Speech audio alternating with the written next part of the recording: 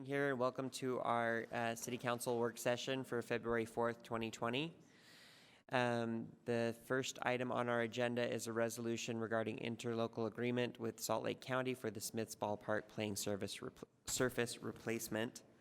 And at the table we have Allison Rowland, City Council staff, and Corey Rushton, Communications for Administrative Services Manager. Hi. Good afternoon, Mr. Chair. Just to give a quick introduction while Corey's getting ready, this is an interlocal resolution between, proposed for Salt Lake City and Salt Lake County to accept $900,000 in TRCC, that's Tourism, Recreation, Cultural, and Convention funds. The city, according to this agreement, would provide another $285,000 to complete the project, which is a complete replacement of the field, the playing surface, and that would be in time for the 2021 season. A budget amendment will soon be available. This will be Budget Amendment 2, I believe. No, that can't be right. The next budget amendment coming up this week will be, this $285,000 of city match will be included in that budget amount, that budget amendment. There are a couple policy questions listed in the staff report, including whether the council is interested in requesting a full briefing about the administration's plans for the ballpark, and how the administration is working with the Salt Lake Bees to try to identify additional sources of revenue for ongoing maintenance. This second question brings up an important correction that Corey was kind enough to mention to me last week. The staff report originally said that the cost for the ongoing maintenance projects is estimated to be around $1 million. Well, that's $1 million per year over a decade. So 10 million, not 1 million, kind of a big difference. I apologize for that. And just to add a final detail, the Salt Lake Bees spend approximately $400,000 per year on operations and maintenance. So unless there are questions, I'll turn it over to Corey. Yep. Well, now that the Super Bowl is over, we're officially into baseball season. So I'll give you a little just primer on Smiths Ballpark 101 here.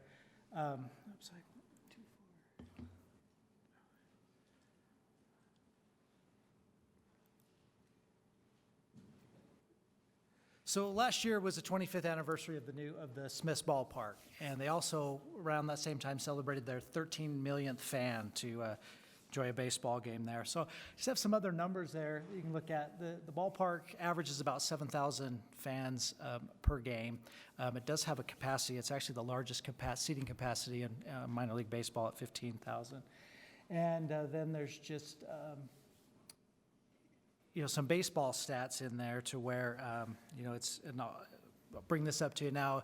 Mike Trout, who's heralded as the baseball superstar these days, he played 20 games at Smiths Ballpark, and I can bring up why that's important to this project at some point. But that was a historic 20 games for the Bees, and they still celebrate that, as well as a number of other prime baseball fans there. The Bees do play 70 games there. The University of Utah subleases for another 20 games, for a total of 90 games of baseball being played there at the collegiate and AAA level, as well as some high school games that are sprinkled in and out. Visit Salt Lake estimates that there's $21 million of direct economic impact via the Smiths Ballpark each year. And then just two other things of interesting note is that part of the reason that this application had a lot of strength is that it's very much a regional facility. There's very few sports facilities throughout the county and the state. This being one of them, it attracts patrons from all across Salt Lake County, as well as the whole Wasatch Front. And in 2018, there was 43 states had credit cards swiped at Bees games, and so there's a good national representation at the ballpark as well. So with that, it kind of ties in those four things that, we try to monitor the health of the ballpark on, is that, there's some economic development and placemaking. There's this is a field of dreams of sorts, to where there's future sports superstars are trained and developed there. We certainly, from the public service facility side, want to care for the city asset. And then the last one is that, you'll notice any ballpark that's being built today at the minor league level, the major league level, it's synonymous with mixed-use development. There's one of the new ballparks being built is in Huntsville, Alabama, and the office center and residential open first, and the first baseball game will be this April. And so we're doing, we have the ballpark neighborhood. This is ingrained, and we certainly want to realize the symbiotic relationship between the neighborhood and the ballpark with the things we do there. So applying to the county, they have an advisory board that this goes through, mayors and other elected officials and some community people that vet this process. We were very fortunate in that, as I mentioned, it's one of the few sports facilities. But then also we had broad support, and just to point out that, the tax comes from hotel, restaurants, and rental car use, and we had support from the Sheraton, the Lucky 13, the University of Utah. Granite School District is part of some community programs, so it was, their support was well noted by members of that advisory board. So with that, we were successful in the county allocating $900,000 towards this project. The Bees last year has hired a consultant to do an extensive diagnostic of the field. Generally, minor league ballparks of this level go through this type of replacement every 10 to 12 years, and this one's been has had a minor one, but this is really the first major one in the 25 years. And so there's a full 10-page report that they went through that basically says there's different soil compactions, different densities at different parts of the field. There's some drainage issues that need to be taken care of, and then also just some sediments on the top are pretty high that could be cleaned up to just make it more water efficient and water usage. One of the sound smart to your baseball friends thing from the diagnostic test said that that a depth of 3 inches, that it has a very low saturated hydraulic conductivity and infiltration rate, and that these rates are low enough to indicate that you're seeing standing water on the field and any significant precipitation. Anecdotally, last year the Los Angeles Angels called the Bees after a rain event and told them not to play certain players because they were concerned about some standing water on the field. And so it's not only addresses just the field and the field playability, but also some affiliation issues with the Los Angeles Angels there. So diagnostic test knows what we need to do, and then this was brought up last year. Our facilities team undertook a 10-year goal of, what would it take to be caught up on all facilities maintenance. And this would be the Cognos report here of showing right now there's about $8 million in deferred maintenance, and you see how it escalates over the years as other projects come online. So that's, I think, everything in a nutshell, kind of like I said, the 101 primer. And I've just got any questions? Council members, any questions? Councilmember Dugan. So the 1 million over 10 years, how much is the city on the hook for? So it's that. Oh, that's the million is for the city? That is it. I mean, there's an interesting relationship to where the Bees are responsible for certain parts of the field, but this is all of ours here, and they generally like to make updates that help them to their bottom line, but that's mostly their responsibility, and all this stuff is the concrete, fire systems, the boilers, some of these things that our facilities team has went and inputted into our system so we can track them and go through for it. We are the beneficiary through that maintenance contract, though. I think as mentioned in the staff report that the Bees put in around $400,000 a year in maintenance just to keep everything up and running And out of that $1 million a year, what is our return on investment of that $1 million? Yeah, so I mean, we have the lease agreement, which gives us a small portion of rent, and then the naming rights agreement, which was just done. And so really the benefit of it is in that direct and indirect economic development, because most of the direct benefits we get from leases and advertising and that are going to offset this $1 million. So how much is it per year that we're getting from the naming rights, leasing, all those kind of things? So the agreement was just finalized last year for another 5 years, and it's $150,000 a year, and then it goes up. So $150,000 this year, then $156,000 the next year, $162,000 the following year for that next 5 years. Does that match the Angels' commitment to the city as well here? No, the lease payments in that are pretty minimal in the things. What's the contract term, I guess, for the Angels to keep It's- to keep the bees here? So that they have that agreement is for another 2 years, and if you follow minor league baseball, you know now that there's some talks that could change. I mean, we're hopeful that being ahead of this field project will be when the time comes that the minor league baseball agreement is closed, that we can be in a good position to approach the Angels of saying, let's be in a 20-year deal and not a 2-year and a 3-year and a 4-year. But right now, minor league rules limit it to just a couple years. So every couple years, we're negotiating with the Angels on long-term thing, but hopefully that can change. And they are aware of this project and are very happy and again supportive of it. So Council members? Yeah. Councilmember Mono. Is the $1 million a year above and beyond what we've been doing in the past? Like, how much have we been putting in recent years? yeah, I mean, we've been putting in different amounts depending on the need. Like last year, the lights were if we don't get the lights done, no baseball. So we found money and was able to put it into it. Some of the other things we're just pushing down the road on it. But the slide that I had up there, that was the 10-year plan to where if we were to fully fund it, what would it take? And that's where that's at. And is this grant that we're getting from the county, if I understand it right, is that something that we could apply for every year? Yeah, so I usually try to correct people on the grant side of it because it looks and feels like a grant, but it's the state has made it possible for the county to collect tourism dollars, and then there's a certain process they go to allocating it that kind of feels like a grant. And yes, this is something that the city's participated in the last 3 years, applied on funds, and we've been successful for, and so But not all of those have gone to the ballpark. no, correct in that, to where we've done Three Creeks was last year, the year before that was Sorensen.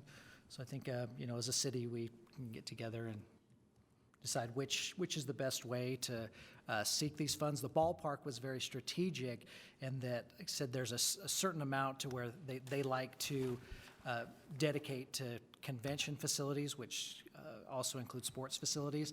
And they said we can count those on both our hands and have plenty of fingers left over. So this was, a very strong application. Thanks. And those funds, though, even though they're available annually, they're really competitive. Is that right? Yes. Yeah, Okay. it's a competitive process to where it feels like a grant. You make application, you go and I did a joint presentation with the Bees to this advisory board, which consisted of a number of mayors and council members from across the valley, and then they made their recommendation to the county council, and then then Mayor Biskupski kind of helped do some lobbying efforts to keep our project on track. And perhaps, Mr. Chair, that would also, the competitiveness also extends to projects within the city. As Corey mentioned, the Three Creeks project got funds from this source last year. There are different big capital projects within the city that all compete for this source, along with other cities and other local agencies, so.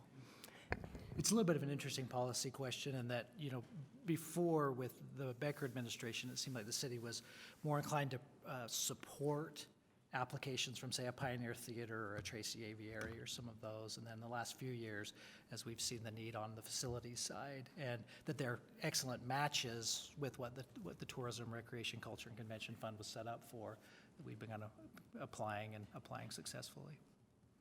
Mr. Chair. Councilmember Fowler. So, Corey, you may not be able to answer this, but, and so I look to the administration. I know that we've had discussions from an RDA perspective, from a city perspective, of how we actually want to look at redeveloping or developing the ballpark area, particularly the ballpark itself, is where it's circled by a project area, an RDA project area, because in and of itself, it used to be one, it's not anymore. Now we need to kind of figure out. So I would ask Chair to see if we can work with administration and either put it on an RDA agenda or a council, which I'm happy to do, or if it's more appropriate on a council agenda, to come back and say, what are we doing with that and how can we move forward with that? And a couple of things I am hoping to have maybe some ideas about, and when we have that briefing, is what happens if farm teams go away, and which, I mean, who knows what's going to happen this year, next year, you know. Who else are we working with, right? I know that different universities, the University of Utah, they have theirs, but who else are we kind of having those conversations with to utilize that ballpark in potentially more or different ways, as we may see the need for it to be just the Bees Stadium change, right? I know that we have used it for other things in the past, but I think we do need to start to get creative on who our partners are, how we can redevelop it in a way that really utilizes the space and attracts people there. It's an important fixture within that neighborhood, but with the idea also that things may change and we're going to need another revenue source or perhaps, right? So maybe, again, I look to the chair and I'm not sure if that's more, and the administration, I'm not sure if that's more appropriate on the RDA board agenda or if it's more appropriate here, but we can work that out and hopefully soonish so we can start those conversations. It's up to you, Lisa. Whatever. There's some very exciting things that, yeah, we'll want to bring to you. And to the quick answer to your question, that on the baseball thing, there's I'm monitoring the minor league stuff with the Bees almost daily on it, and there's a lot of ways it could go.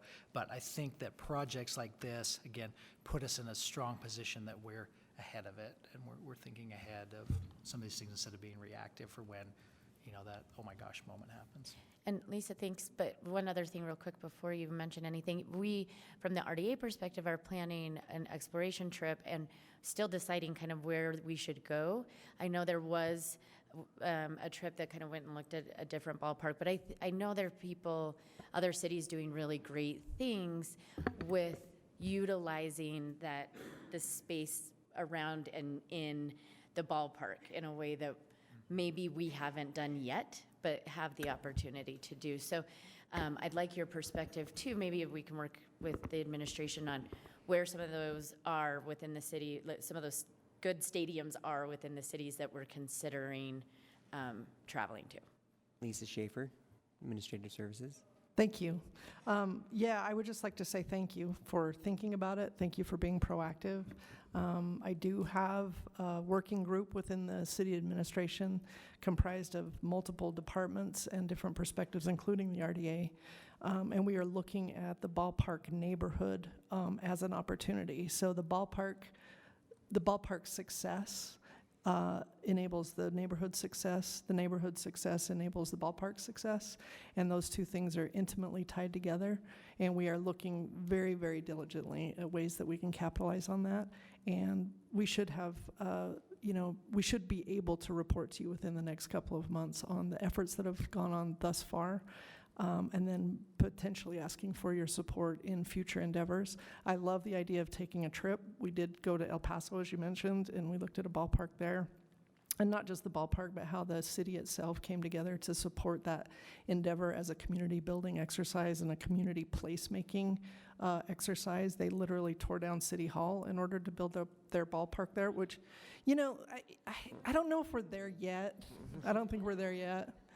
But it's, it is an interesting thing, and I think it's wonderful that you're interested in thinking big about it, because the neighborhood is just ripe for, an infusion of energy and love from the city. So we will definitely be able to report back soon. And one other request, if I may, With that committee, can you help us decide what the best, I guess, route for the RDA's involvement would be if we're going to expand, incorporate new, create new, or nothing, right? But that seems not likely. Yeah. Just because I think it would be helpful as the board makes a decision Yeah. to know that you guys have thought about, we think this is going to be the right or best You know, answer. the best thing I can say to you is that Danny and his team in the RDA are probably best positioned to answer that question, and we are definitely going to rely on them. We're asking, and they're going to make some recommendations, but they're deep into some studies that will help us answer that. Any other questions? Councilmember Dugan. So do we have a contract with you for 20 games a season? And is that for 5 years, 10 years, or just 1 year? Yeah, so the University of Utah subleases from the Bees on this, and that their agreement goes it runs concurrently, and it goes the other 5 years with this, so, yeah. Okay, and then just to kind of following on to what Councilmember Fowler was talking about, you know, do we have concerts here? What else goes on there besides 90 days, which is only 25% of the utilization? I'm glad you asked that question, because it's, you know, in the past, there has been concerts, there's been, you know, other non-baseball activities at it.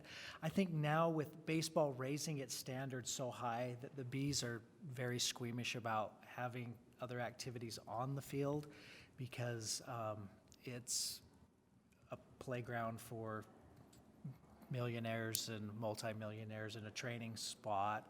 And I think that it would be, it would probably cost us a lot of repair money if we Okay. were to do those Beach Boy concerts and things of the past. So I think at the time being, it's baseball, but I think as part of this larger group activity, it is just what are some other ways that we can incorporate other activities in there and not, you know, be detrimental to the baseball activities or the affiliation with the major league team. Yes, Councilmember Johnson. Just so I'm clear in my sort of head, can you just, the working group you're describing, give me a sense of the scope you're talking about then? The stadium, the immediate neighborhoods around it?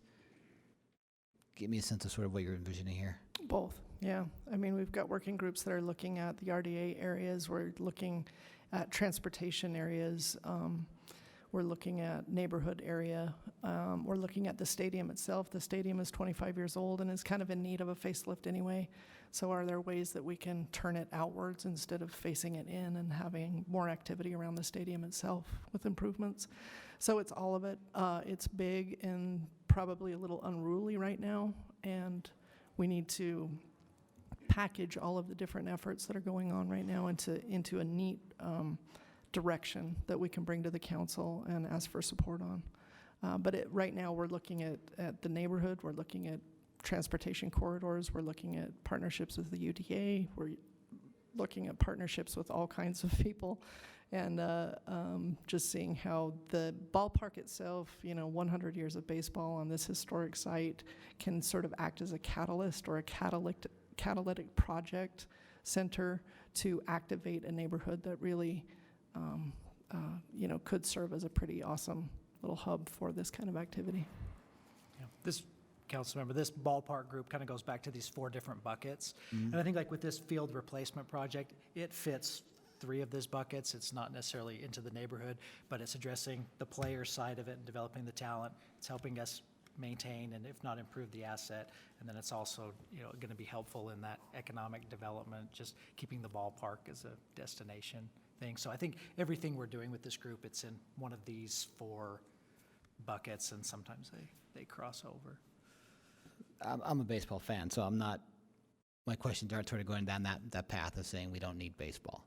My question, I guess, is I'm intrigued to hear the working group's an important piece, but on the endorsements, I saw Lucky 13 and Sheraton. Is Sheraton where the players stay out of town? That's where the agreement is to have the visiting team Yeah. stay. So they had a unique perspective. So it was just sort of hard to see the only support is one business for this economic center of our city, right?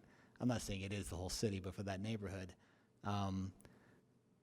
and moving towards it. We have a 2-year agreement with the Angels. We're going to invest, us in the county and the state, a lot of money in a very specific field surface that can't be used for anything else.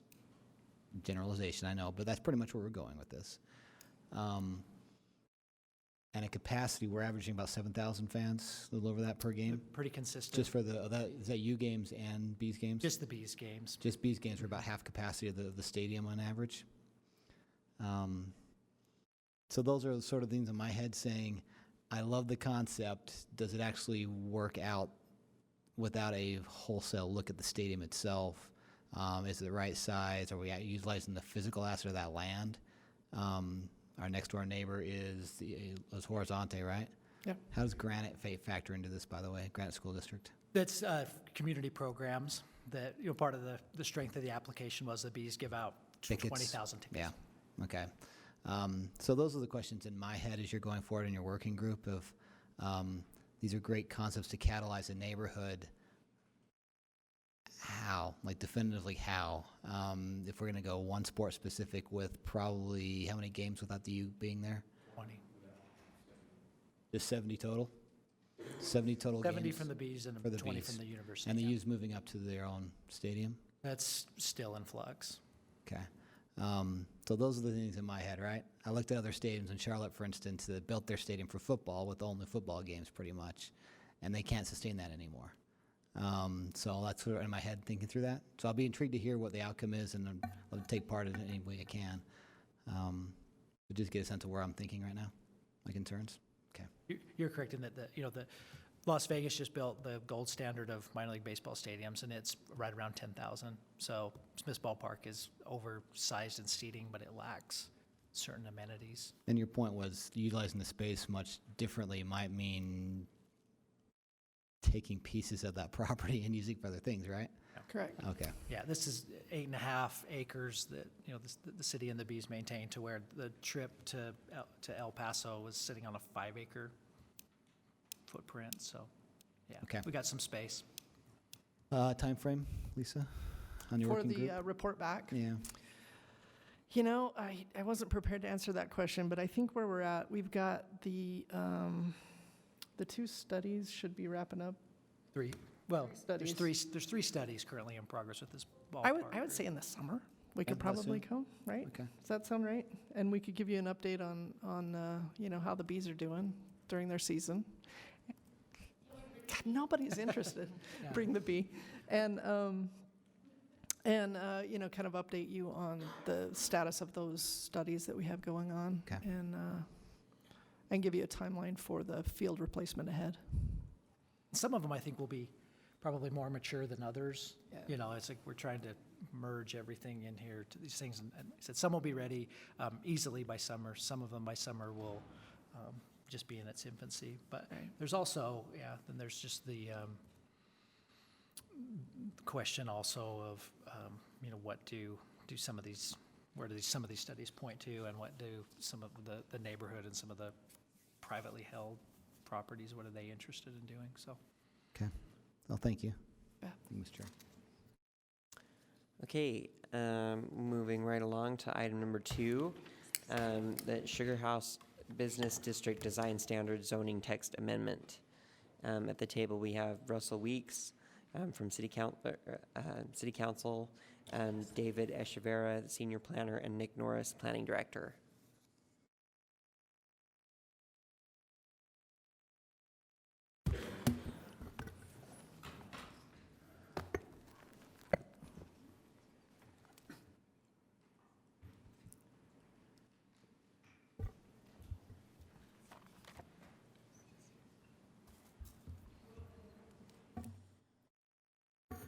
While we're waiting, Mr. Chair, let me just drop in 4 points for what it's worth. This proposed text amendment is intended to impose additional design standards for large and small buildings and to codify those standards in an ordinance.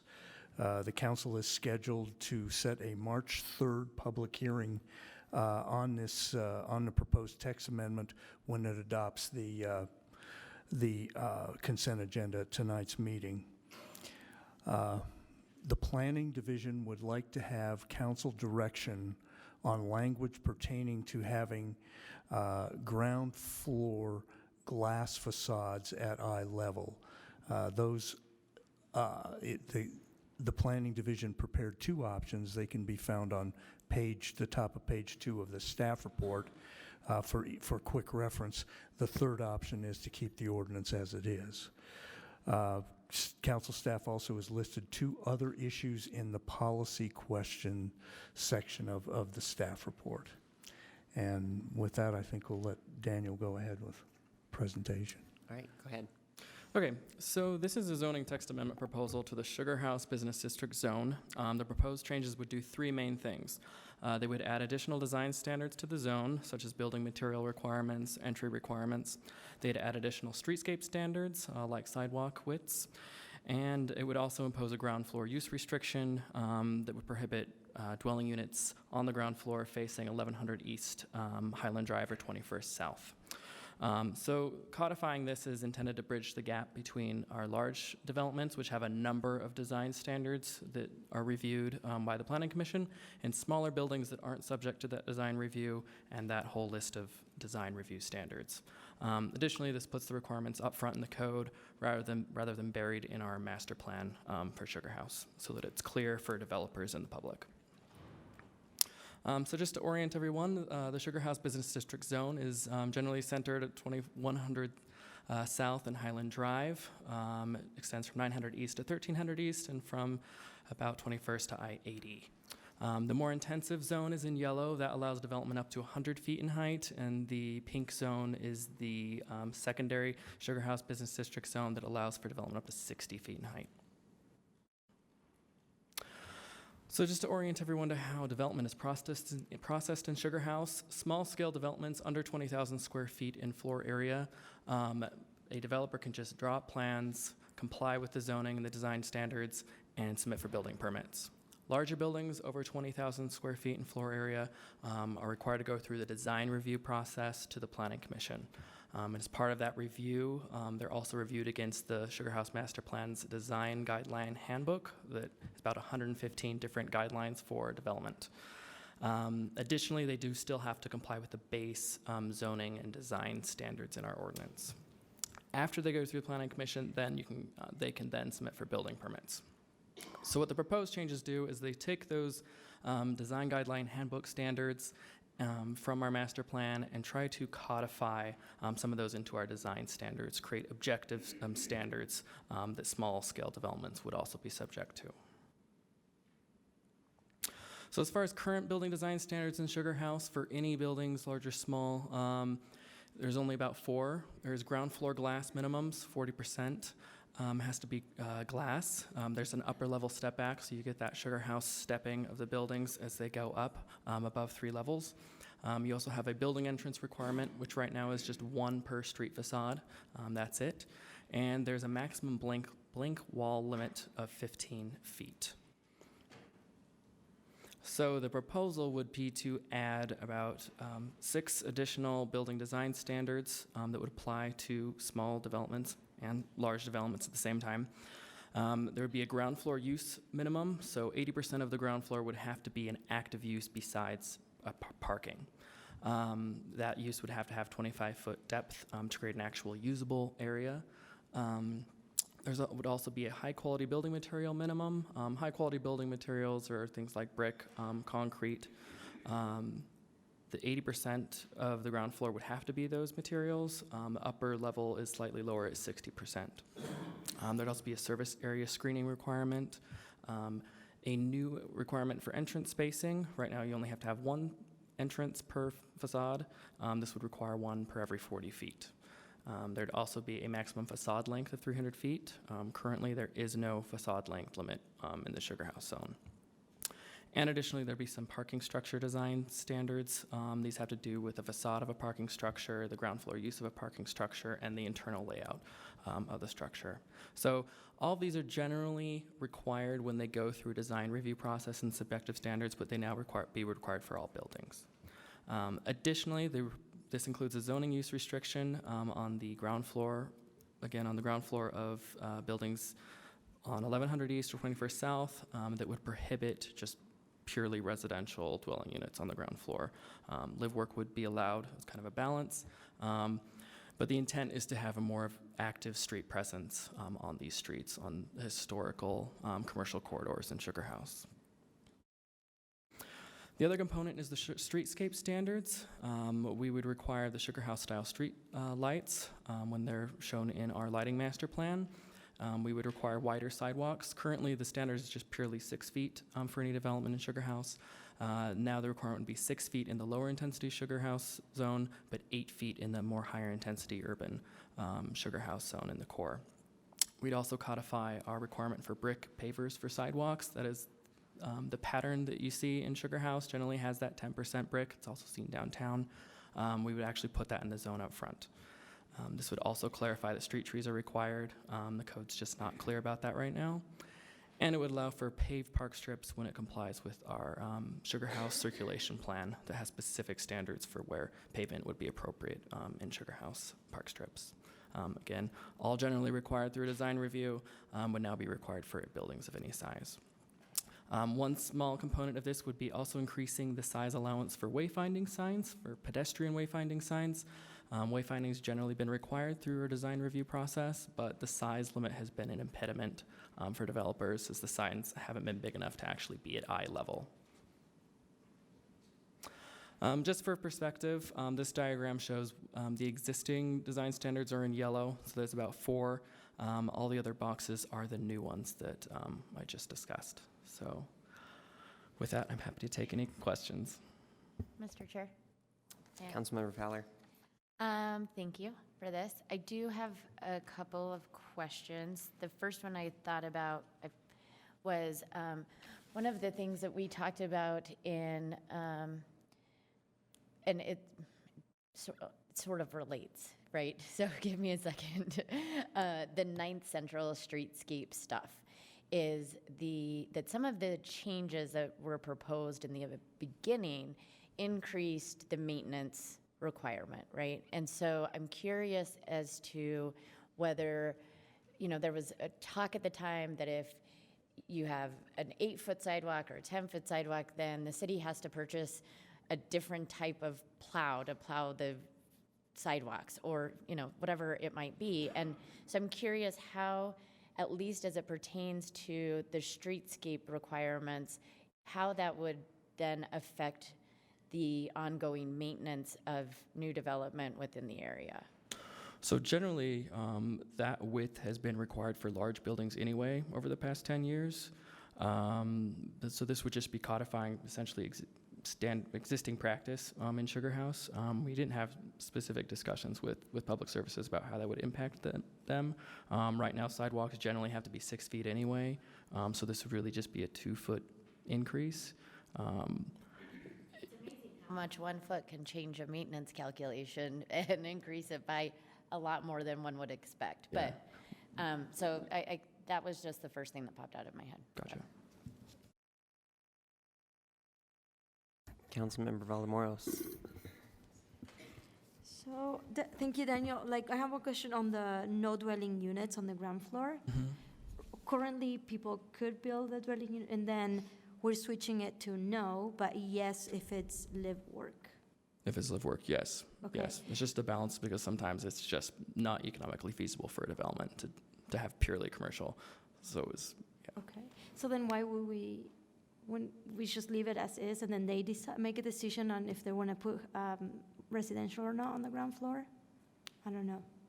And that's the current practice. There was some concern that we're sort of losing those commercial uses on those corridors to just purely residential development. Okay. So it's intended to help protect that commercial, more active environment in Sugar House. Okay. We've just seen a little bit of that starting to happen right now. Less so in the core of Sugar House, but sort of on the edges of Sugar House. We're getting just purely residential that don't necessarily have the same street presence and activation. So, Mr. Chair? Oh, sorry. Good. No. On that same note, can residential uses be 25 feet beyond the facade of the 21st South and 11th East streets? yes. It's just that first 25 feet that needs to be Correct. either commercial or live work. Yes. Yep. Okay. Councilmember Johnston. I get the maintenance question about every foot you increase the sidewalk, it's different maintenance requirements, those things. But when I walk down Highland Drive, there's things stick out to me. Number one, even a 6 or 8 foot sidewalk, I can't get 2 people in strollers side by side on that with anybody else coming back the opposite direction. So it really inhibits true pedestrian work down there. So I'm wondering if 8 is really sufficient if we want a true walking urban environment. And I get that there's an offset there with space and everything else and maintenance. The second piece that strikes me when I'm walking down Highland particularly, but the others, is that the new developments are very large, big facades, but all the signage is perpendicular to pedestrians. See, if you're across the street, you can see where you're going. If you're on the same side, you can't see what's there. Yeah. So it's a signage question I've got about, does that need to be addressed as well? Yeah, go ahead. So that was recently addressed a few years ago with a text amendment. So before, those perpendicular signs weren't allowed, so you wouldn't have those projecting signs that pedestrians could actually see. So that has been changed. I don't know that a lot of businesses have taken advantage of it quite yet. Yeah. They're starting to. I've seen McClellan now has a few of those signs, but yeah, there definitely should be more. Another question that came up was, we're breaking up the blocks. I know you've gone to a 300, is it 300 foot minimum? Or maximum. Why not go smaller than that to break those up, those massive buildings that are sort of somewhat subdivided in there by businesses or entrances, but really aren't very well? Give me a sense of sort of what the thinking there. So we went back and forth on that. 300 feet generally has been this, buildings in Sugar House have been built in the past 10 years somewhere between 200 and 300 feet generally. Additionally, our Sugar House circulation plan that has the plan for pedestrian network in Sugar House, generally those walkways are separated by about 300 feet. So the thinking was that if we lowered that down to 200 feet, would we then have additional pedestrian walkways that aren't necessarily called for by the master plan through these blocks? Also balancing that, buildings over 200 feet in length get some additional discretionary review when they go through our design review process to check that there's sufficient modulation to create some sufficient pedestrian interest. So there is some discretionary review for those buildings regardless. But we ultimately went with 300 feet because of those master plan policies and the development pattern so far. That's 300 feet's been this practice for about 10 years now. Okay. That's just sort of my social worker walking around Sugar House feedback. It's incredibly difficult, I get, to sort of recreate a it's an interesting sort of facade for these streets because they're quickly becoming vertical, right? So I'm just trying to, I don't know what the role is to have that happen. I'm struggling with that right now, to be honest with you. Gotcha. Okay. Councilmember Romano? Yeah, I have a few questions on this. So I think a lot of these, in my assessment, are good and well-intentioned, but I think there might be some specific times when a certain development can't meet a certain requirement. So what is the process for getting sort of amendments to this for specific projects? And then a few things that I was thinking of, for instance, the ground floor space for 80% of the building needs to be in active use. What if there's a 100-foot building, which is pretty large, and wants to have a 24-foot parking access that would go to an underground parking or a parking behind the front facade, but that would be 24% of their facade? Would that be allowed? And then the standard for durable materials, I think, is a little bit loose, and I think that's come up in a lot of our zones. How are we dealing with that issue? Because I think it's really up for interpretation what's durable. So process-wise, if someone wants a modification, they can go through the design review process that is heard by Planning Commission, and they can get modifications to any of these requirements as long as the design still meets the intent of what that requirement was imposed for.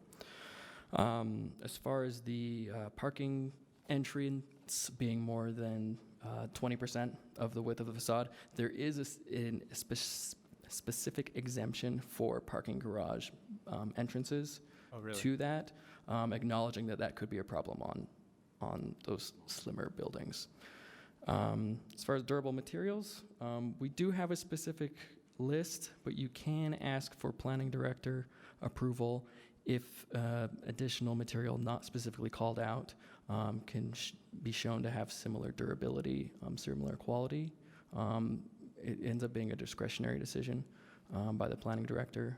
Generally, people have given us samples of the materials or handouts about the material itself from the manufacturer. But generally, what we look at with durable materials to figure out what qualifies if it's not listed is the warranty period for the product.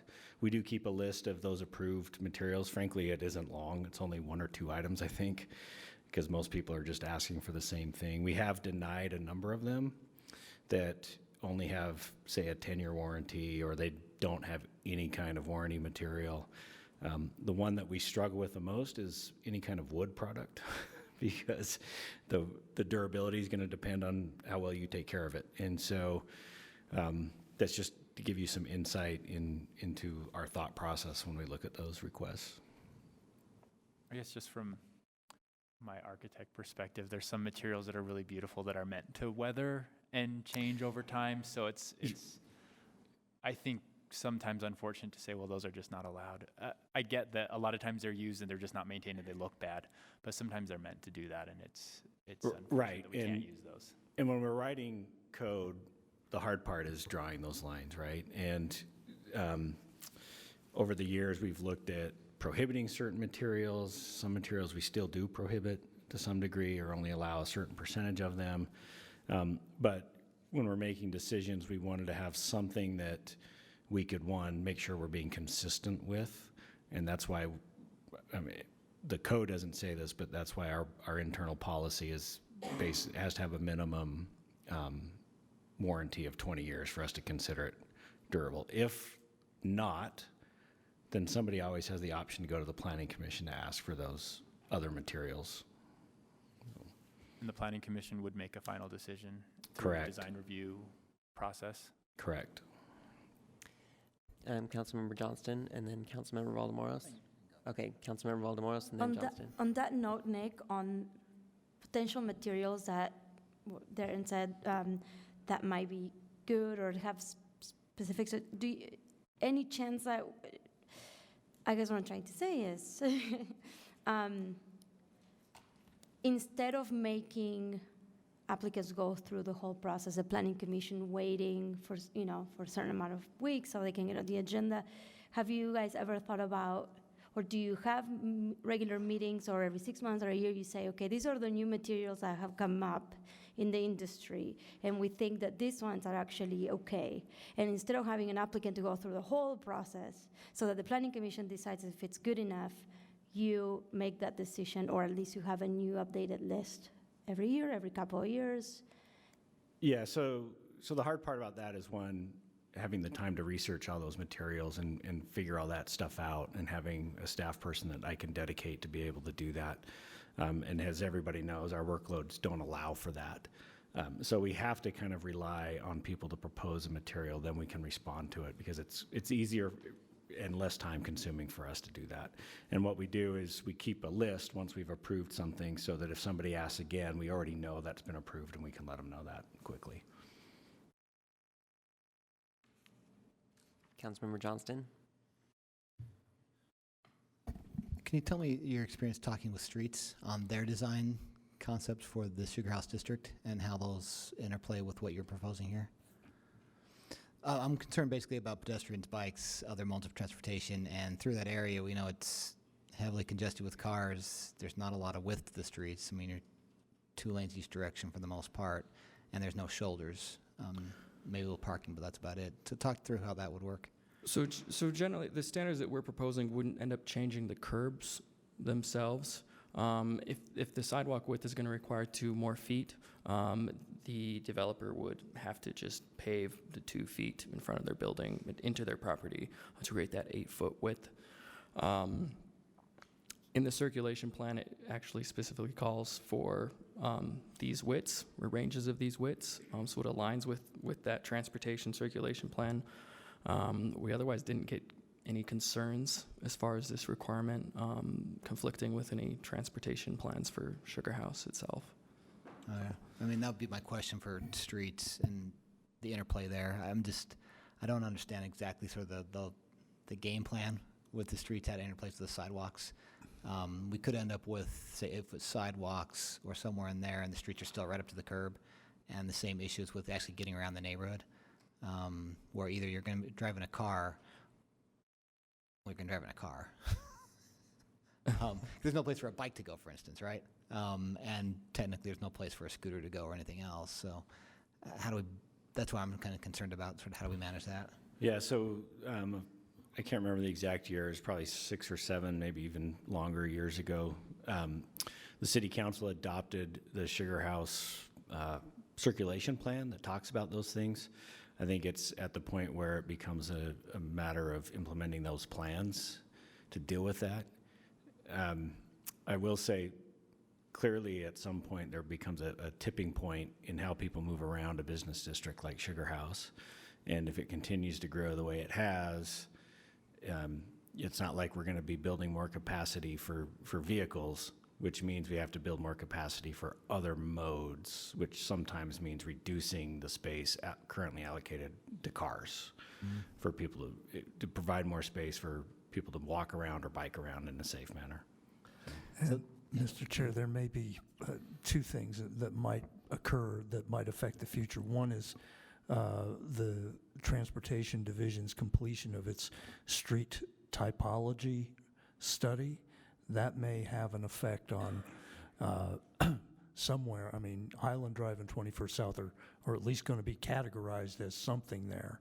And then long-term, whatever UTA arrives at from its new study of where transit ought to go is going to have an effect. But how far down the line that is unknown right now. Jen McGrath from Community Neighborhoods. In addition to what Russell mentioned, we got a grant last year from the county. We're updating this Sugar House circulation plan. So that should be starting in the immediate future. We're also going to be doing an update to our transportation master plan, which, as you know, is very much needed.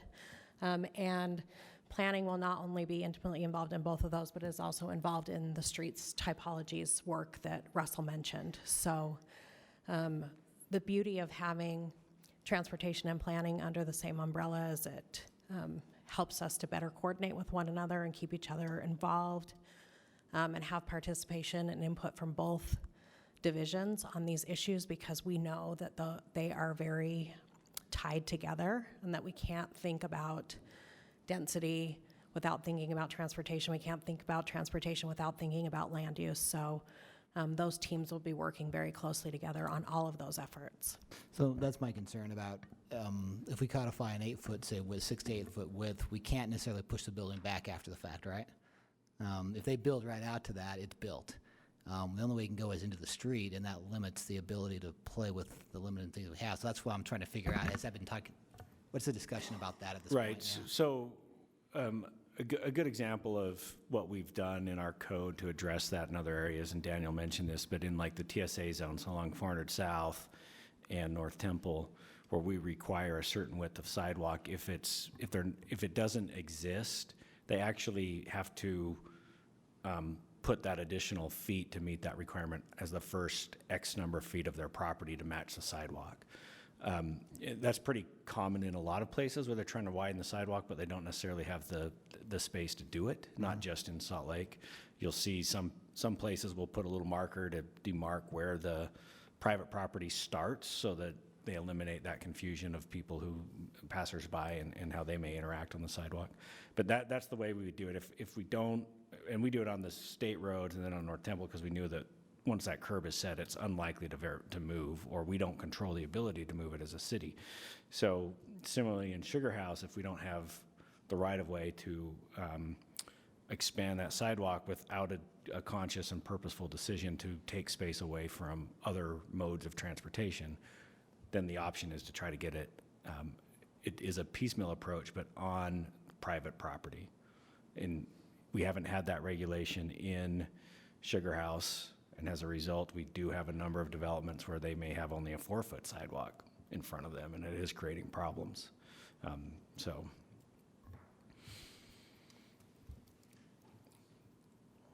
Councilmember Fowler. Thanks. One of the things that I am concerned about was brought up a little bit ago. Well, let me first ask this question. The requirement on 21st and 11th for no dwelling units there, how far does that extend? All the way down 21st, all the way across 11th? Any frontage on 11th, so any of the front of the building, ground floor, facing 11th, can't be a dwelling unit. So within this zoning district, so that is from 1300 East to, I don't think this zone goes, maybe it does go all the way to 900 East. And then from roughly, I'm guessing here, but roughly about 20th East to I-80. Okay, so I can understand the concerns of not having a ground floor dwelling because we want to activate the space and we want to make sure that people are walking and pedestrian friendly and I get that.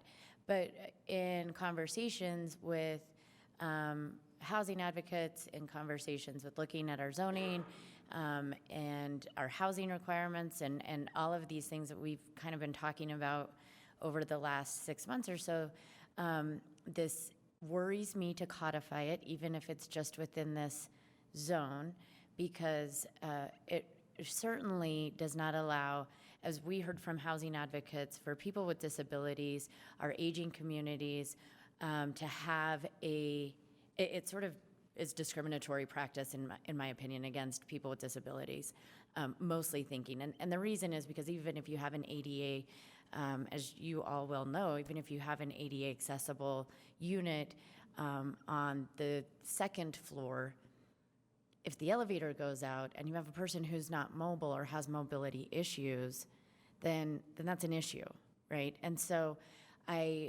we've talked a lot about our zoning, and we've been in a lot of discussions about what zoning looks like, the red line. I mean, we've been having this, and I feel are progressing, and codifying something like this feels like we're stepping back a little bit from it. Again, I can understand the concerns as for activation.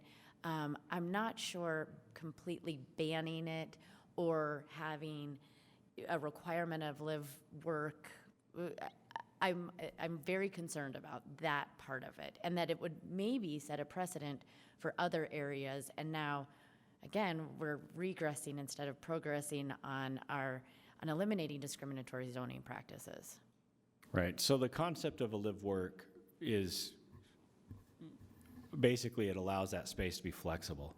So once it goes in, we really would struggle as a city to enforce the work part of that. And so the idea is that those spaces can be designed so that they're flexible enough that they can be multiple of use, change uses over time as the market demands it. And so it could be that they start out and label them as live work with the intention of being that.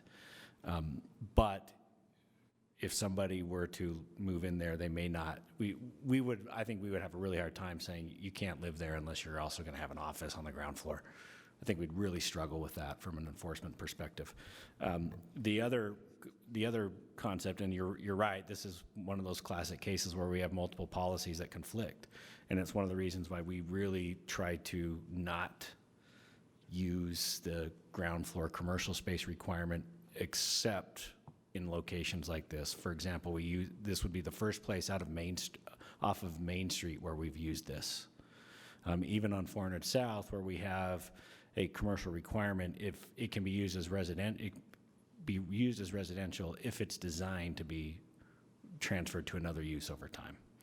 So it's one of those things where we have two conflicting goals, and the council gets to decide which one trumps the other.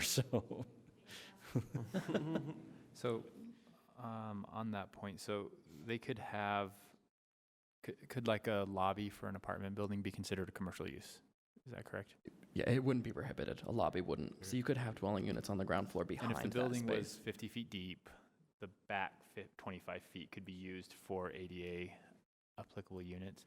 I mean, I think in that case, I'm not as concerned, because if the building's only 25 feet deep, it's probably not going to have enough units to where ADA requirements start to kick in anyhow, because it's probably going to, if it's only 25 feet deep, 50 feet wide, it's only going to be 4 units total. So if it's a large enough building, it seems like there could be those ground floor units. I don't know, but I mean, I get what you're saying, I understand it, but again, it worries me to codify something like this. And then, again, we're sort of saying, oh, it's okay, like, people who don't have mobility issues, they can live in, with a window in the front on the main street, you know, looking out, but those with mobility issues, like, you're in the back, right? I mean, that scares me to say that's okay, because we made a space for you. It's not, maybe somebody wants to be able to live on that overlooking Main Street or whatever, right? And I can understand that we have to draw the line in the sand somewhere. I can understand that we have conflicting goals. Again, I have concerns about continuing this in a way that could be seen as regressive, especially when we're making so much progress with our housing diversity, right? And so I want us to be cognizant of that. That's what my concern is, what I'm cognizant of. Yeah, I think we are. I think the other thing that we're cognizant of is on busy streets, living on the ground floor isn't very desirable to begin with. And so there's that other side of where if you're going to require all of those accessible units to be on the ground floor, it also means that you're putting them closer to where the most impacts are. Mm-hmm. And so it's, again, it comes down to that balancing to figure out what's right. Okay, council members, we are over time on this agenda item. Is it super urgent? No, it's not super urgent, but so with this inconclusive issues that we have, when are we going to have the chance to talk about it again and make a final decision on this one? The ones that go in the code and the ones that don't. In the process, we have a hearing. The hearing schedule, well, if you adopt tonight's consent agenda, the hearing will be scheduled for March 3rd. Final action, because of council schedule, would be March 24. So usually, after you have a hearing, there are times when you have it brought back for discussion, once you've heard the public input, as well as had your own chance to talk about it. Is that, you can ask for the briefing sooner than that, but a lot of times we could do it right after a public hearing. So I have just concern about the 40% on the facade of glass and 60%. We can have that discussion later on? Yes. Okay. Yeah, we're not voting on these tonight. We're only voting to set the hearing. Okay. One, if I may. Yes. Councilmember Dugan, one thing that helps is if the planning staff and our staff know of your concern or what angle you're coming from, that way they can be prepared when they come before you next. Okay. All right, thank you. So thank you so much, appreciate it. Okay, let's move on to agenda item number 3, which is a text amendment for Historic Landmark Commission appeals. And at the table, we will have Nick Tarbett from council staff, Amy Thompson, senior planner, and Nick Norris, planning director.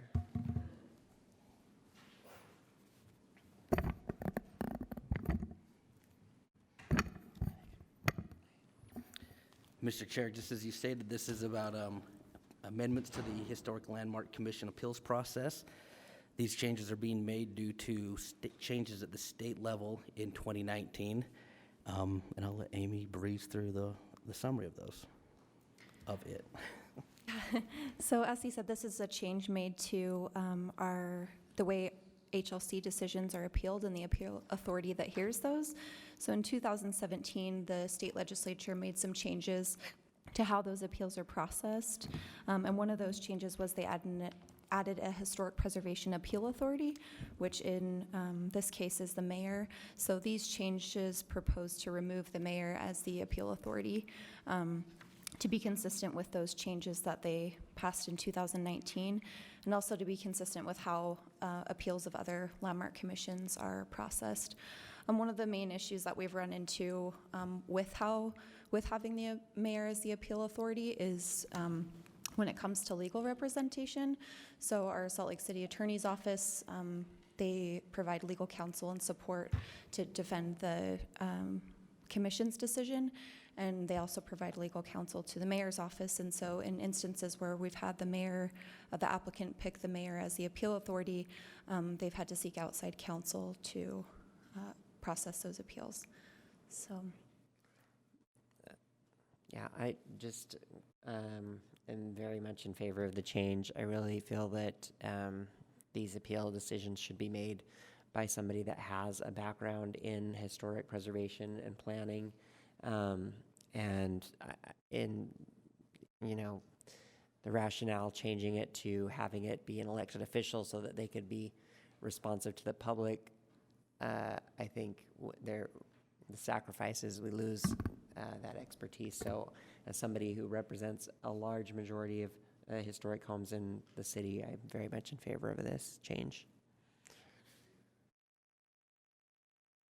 Questions? It seems fiscally responsible as well, considering we probably had to pay for outside counsel, right? Yes. Not one's done it for free yet. Okay, any other questions on this item? Great.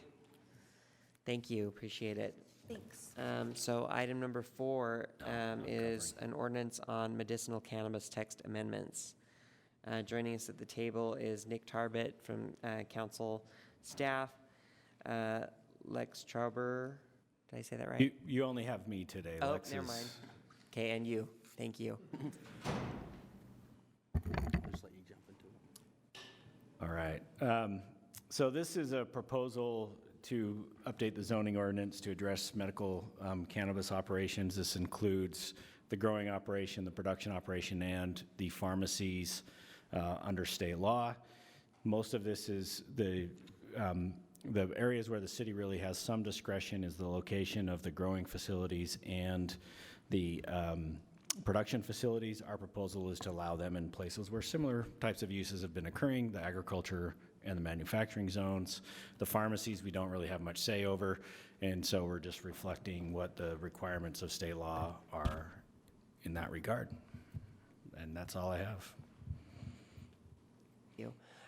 This isn't a planning decision, but it made me, or planning question, but it made me think about it. Do we need to adjust our city ordinance for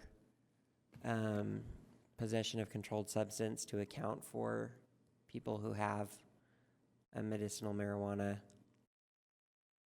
prescription, well, not a prescription, a doctor recommendation letter? Would it actually be considered an illegal controlled substance at that point? I don't know. I don't think so. I don't know. I don't know if we have to make any changes, but I'm just wondering out loud. I can ask and find out. Thank you. Katie's saying, yeah, thank you. Councilmember Dugan. On the agriculture side of the house, indoor vertical growing buildings, is that different from a plants in the ground as far as zoning is requirements? It does, because obviously there's a building involved with that. But there's also the ability to grow foods and other crops indoors as well. And so that's one of the reasons why we felt like agricultural zones were appropriate. The other thing is where our agricultural zones are, they also tend to be in places where there's not a lot of other uses that can happen.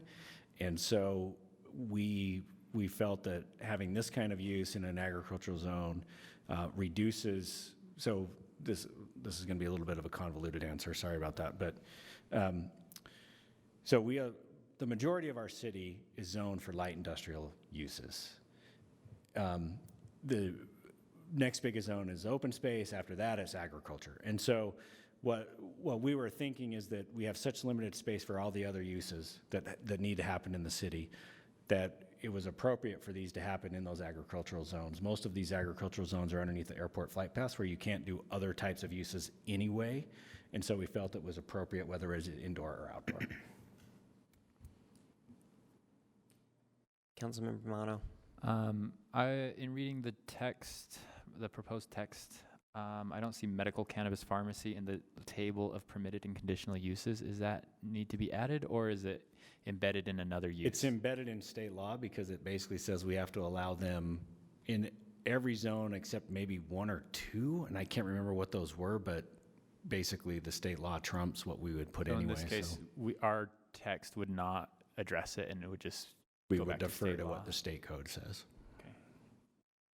And one other question was, I don't know, the future of how this would be dispensed, but if it was through a typical pharmacy, like a regular pharmacy, how would that affect the zoning? It wouldn't, because we consider pharmacies, a retail service, Okay. but also state law says that we have to allow them in all zoning districts except those that are primarily residential. And so we've interpreted in the past in other similar situations that primarily residential means that it's a zone that one isn't mixed use, and only allows residential types of uses anyway. And so there's already spacing requirements in the state law that would eliminate most residential areas anyway. So, Councilmember Johnston. This might be putting you on the spot, Nick. I apologize for your vast knowledge of all zoning things in the city. How does this compare to zoning restrictions on smoke shops or vaping establishments? So the smoke shop spacing requirements also in state law are much tighter. They're not as big of separations. And so there could be some places where you have like a mixed use zone where they could meet that spacing. And I can't remember what the spacing requirement is in the state law for the tobacco sales places. There's also all kinds of loopholes in that law that have authorized them. There's questions about who actually gets to apply that and who interprets it. And so frankly, it's kind of a mess of a law, but this is much more clear in my mind, so I think it's better. But also the impacts from this we don't envision them to be anything really. I think the impacts are no different than your local corner pharmacy. Councilmember Romano. In the report, it says that the state law says that cities cannot impose anything that is more restrictive than what state law says, but can cities make things less restrictive? Not on, so from a land use regulation, we can, and that's one reason why we are allowing like the growing and the production in a broader number of zones than what the state law says. The state law says we have to allow it, if we have an industrial zone, we have to allow it in at least one industrial zone. But we open it up to all those zones. Just What about, for instance, if there was something that was 175 feet away from a church or something like that? We'd still would have to follow the state restriction on that. Yeah. Councilmember Valdemoros. In this case, Nick, the 200 feet separation, are there any exceptions for it? Like if a church signed a letter that said we're fine with this type of production, does the state talk about that, or can we talk about? That I don't know off the top of my head. I'd have to look at that code, but I don't believe that there were any variations to that in the state code. Okay, so it's kind of cut and dry. Yeah. Gotcha. Okay. And then one more question related to this. With CBD products, is similar to this, or do we have anything like this for CBD food? No, so depending on how they're classified by the Department of Agriculture, we view them just as a retail product, and that's why you can buy it in a pet store or a grocery store or a corner market. So. Got it. Thank you. Any other questions? None? Okay, great. Thank you. Moving on to item number 5 on our agenda, which is an ordinance for early notification text amendments. We still have Nick Tarbett and Nick Norris, and then John Anderson. Thank you for joining us. It is A while since we've had that, so. We wore different shirts Yeah, we today, did. We did not so it's a new year. New year, new you. That's right. I think it's a new Nick. It's high time we move on, Nick. What? I'll just let John jump into this. This is just a reminder. This is a council-initiated petition from 2016. It's taken a while to get here, but there's been a lot of extenuating circumstances along the way. So John will just give the overview, the summary of it. Sure. You're right. It is from 2016. Ironically, it's in a folder under how do we streamline things in the city. So here we are. It's 2016. It's been passed around a little bit, but now it's in my lap here. So I think the most important thing that we want to start off with is saying that this amendment is looking at ways to expand and clarify planning's public engagement policy and process. So this is not an attempt to stifle it or make it decrease engagement opportunities. So the goal is to clarify each party's roles and responsibilities in the engagement process and to modernize and add some organization to the system in general. So I'm just going to go through the major proposed changes pretty quickly and then respond to any questions, but also feel free to stop me along the way. The first one would be the text would be moving to the zoning code in Title 21A, which is where we as planners generally operate, rather than Title II, which is administration and personnel. There will be 2 new planning processes added to the list of those processes that are required to go through this notification process. The first would be for new construction in a local historic district, and the second would be for design review. So just talking about the process, once an application is received and we've deemed it complete, the current ordinance requires that we contact the recognized community organizations, which get to say that term a lot, but generally most of ours are community councils. There are other bodies like Main Street Merchants Associations or the Downtown Alliance, but and so right now we give them 45 days to respond. The new text would require that we continue to contact the recognized community organizations. It would also require that planning staff send an early engagement notice to all property owners and tenants within 300 feet, and to actually post a sign with a description of the project on the property. In the past, I think staff, we found that it can be really frustrating for the public when the first time they hear about a project is getting a little card saying it's already on a planning commission agenda and you can show up next week. And so we've already started doing that, sending early notices on our own, not because we're required to, but finding that it's become a lot more helpful to maybe solve some problems before they become problems, answer those questions that people have before it kind of grows into something bigger.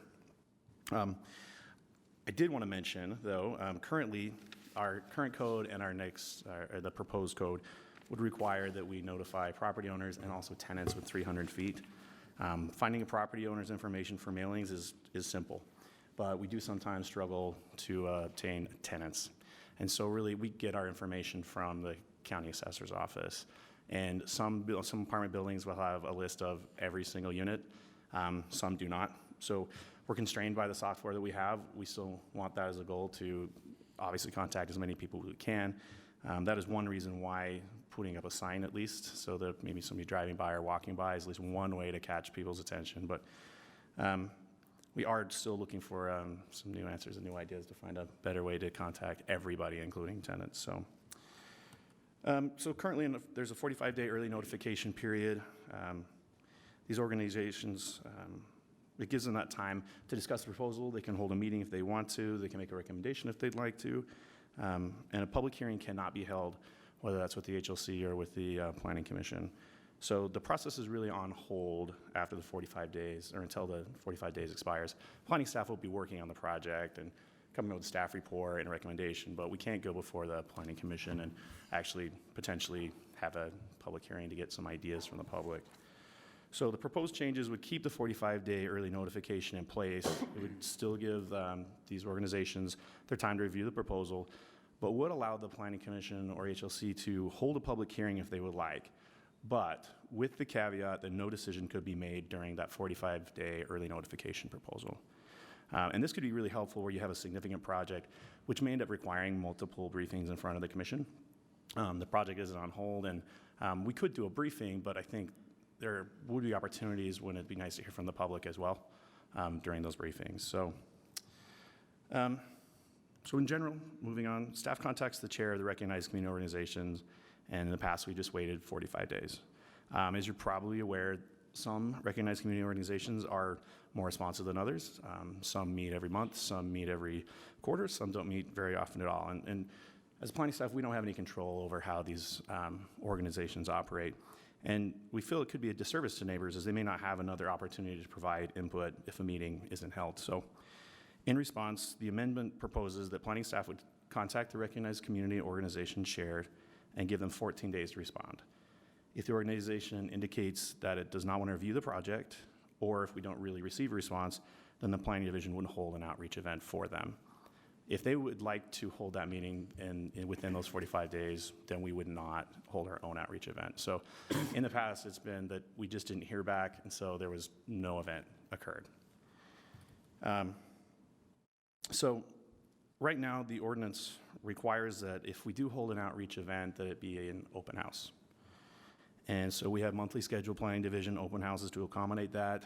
We tried to be creative and move them into the community. We tried different hours, and we're still struggling to get attendance. So an open house works great for some projects, but we would like to kind of expand what an outreach event might be.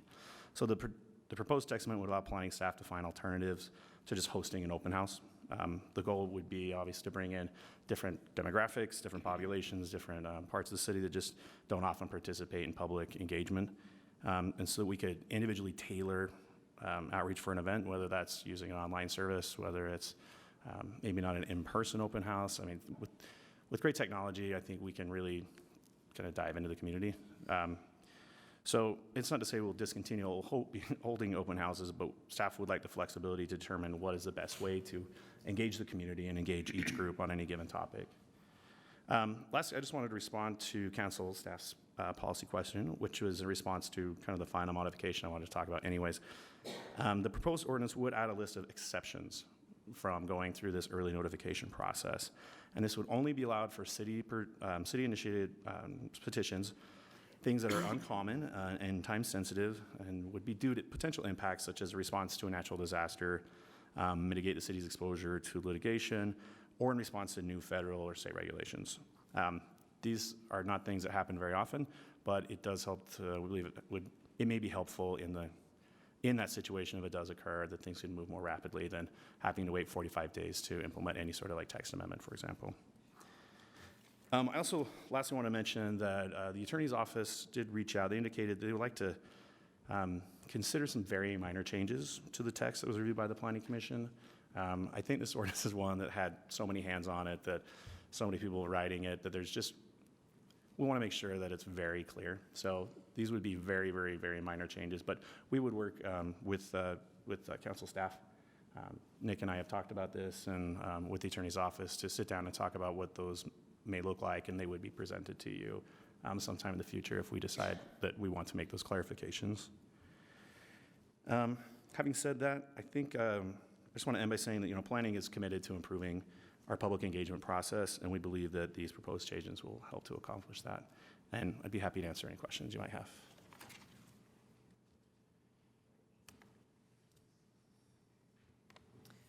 Councilmember Romano? Yeah. So the outreach event is something that the city staff organizes. Is that correct? Yes. So how much staff time does that require? Because it seems like we're adding more things to staff's So plate. yeah, so it just depends on what the nature of the application is. If it's a city thing, a lot of time. Sure. Like I don't even want to calculate how much time. It's just a lot. When it's an applicant-driven development application, it's much less. The reason being is that we are there to.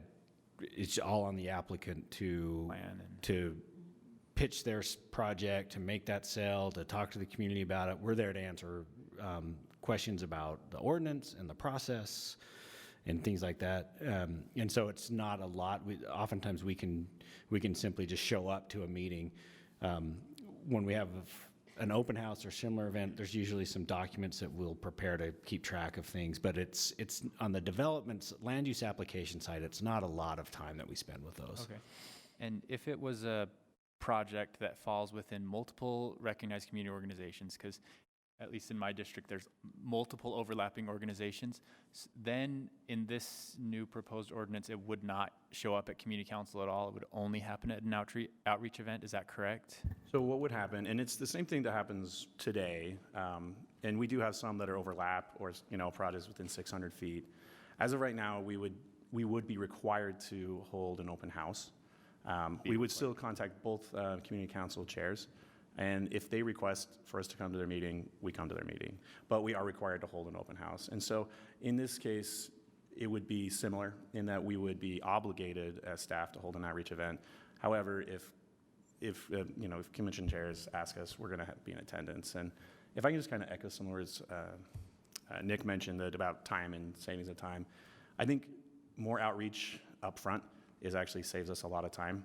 And when we can have an open house and I can talk to 20 or 30 people in one night rather than respond to 30 or 40 emails or phone calls individually, that yes, there will be more time, but I think it's a better way to do it and trying, like you said, solve those problems before they become big problems. And one thing I want to add, so the city has a list of recognized organizations that we have to send notice to. We do have a potential issue that has arisen over the years because we do have some recognized organizations that are citywide, which technically has meant every application is within multiple recognized organization boundaries.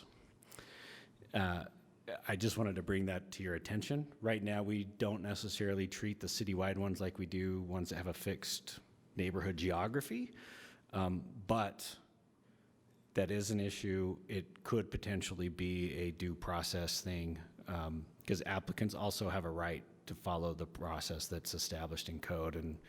And so we haven't had that instance happen yet. I actually anticipate it happening though. So just something to bring out there. I don't know what the solution to that is. John, in what ways does this streamline the process, if it was in that streamline the process folder? I think one way that it streamlines it is that I think planners kind of had their own way of doing things, that if you knew you had something that was potentially controversial, then you might send out an early notice. Or if it seems like it's not going to be controversial, you wouldn't.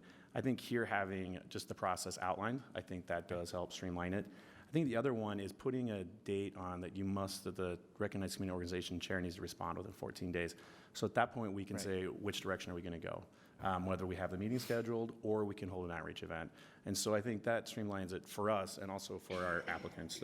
And the third one is if we could, occasionally have a public hearing with the Planning Commission prior to that 45-day expiration date, I think that could help, especially a developer who ends up having to make significant changes to plans, to hear that 3 or 4 weeks in rather than having to wait those 6 weeks. I guess I look at this also from the resident's perspective, and if I'm going to my community council meeting and maybe I'm showing up at Planning Commission, now I also have to go to another separate meeting for this project that's in my boundary. It seems almost like it's inconvenient for the residents if that doesn't just come to the community council. So I'm wondering if on these situations where community council's boundaries overlap, I don't know if the community council chairs can agree that, okay, this time it's going to show up in Ballpark instead of Liberty Wells or something like that. Is that, you know what I mean? Rather than that developer A has to go to 4 different meetings, or residents have to go to their community council meeting plus this special meeting for a certain development. Yeah, the concern with that is that we don't dictate the agendas for recognized organizations, and I don't think we'd want to. I think that defeats the purpose of having them if they're city mandated. But that would be the biggest reason why we try to accommodate as many requests as we possibly can get when we do have those overlapping boundaries. And our planners do a really good job of going above and beyond what's required to attend multiple. Oftentimes they'll even have an open house as well.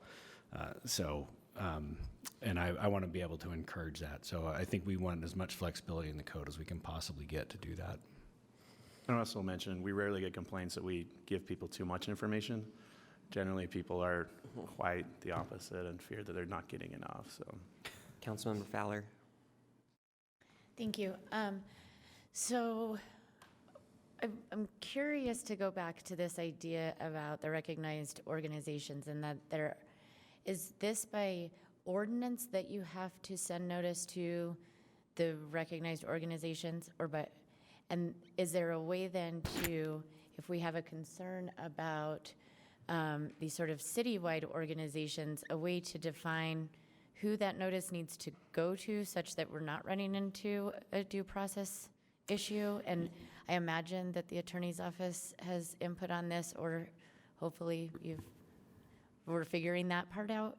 So one of the reasons why this text amendment has taken so long is that several years ago, these issues got brought up at the Planning Commission. The Planning Commission asked us to take a more comprehensive look at how every city department does engagement and try to figure something out. And this was one of those things to address. And frankly, it got so big that we couldn't do it.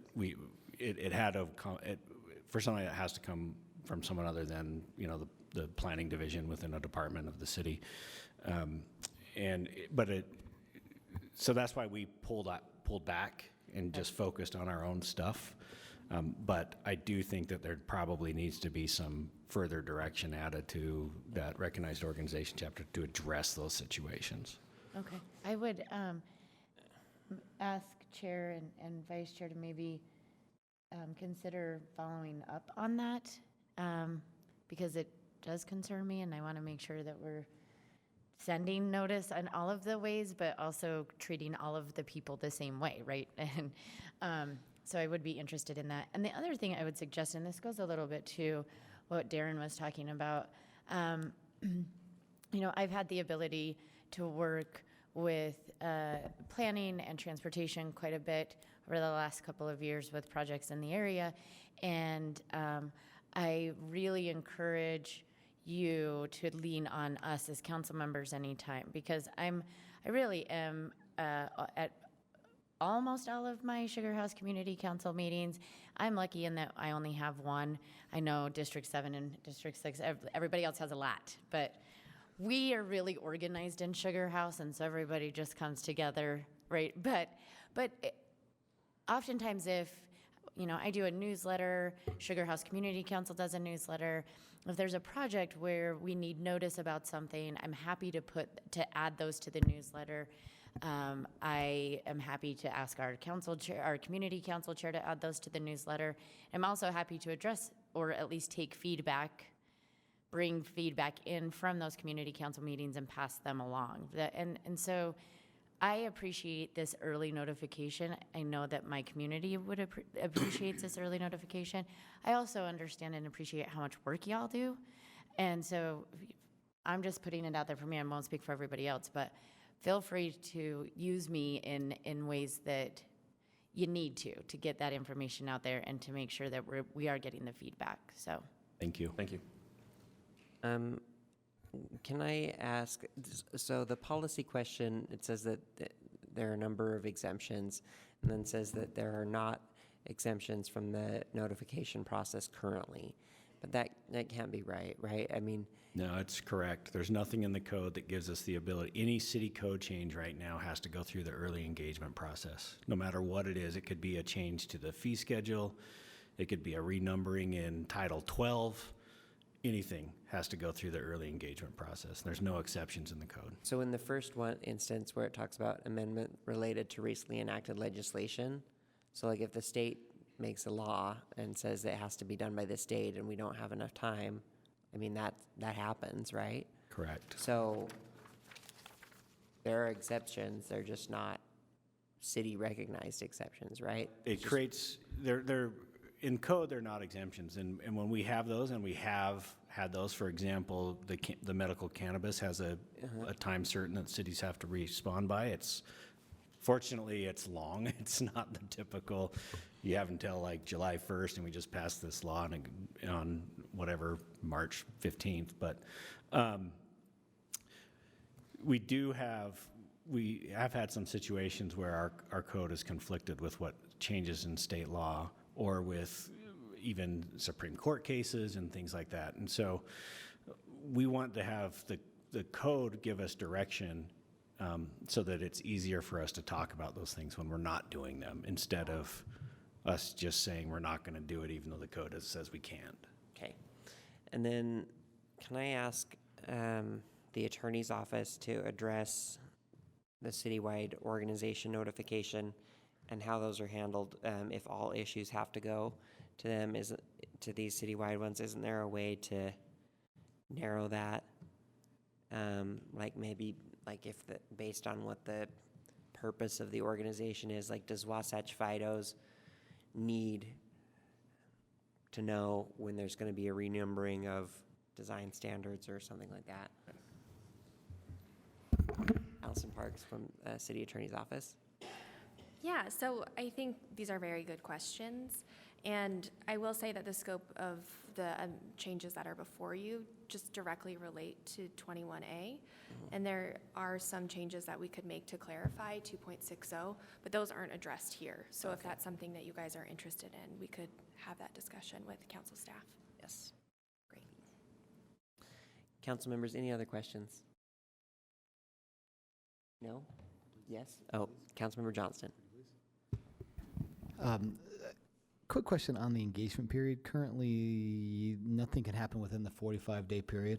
Public hearings, decisions, all that sort of thing. Right. The change would mean you could have a public hearing in that 45-day period, but not a decision made. What was the rationale for not having anything happen in that window of 45 days? Do you know? I don't know. It's been in code for as long as I've worked for the city, so I don't know why that was. My guess is that it would be to ensure public advertising kind of exactly to ensure the public time to respond. So in this current one, would having a public hearing earlier on that 45-day period, say the first week, first 7 days, mean that there's no requirement to have a further one necessarily? That would be up to that commission to make a decision. Yeah, so they could make that decision, but theoretically they could have their only public hearing pretty early on in that process and not have another one until a Right. decision. So an example of when that could be valuable is the appeals hearing changes, which we just discussed.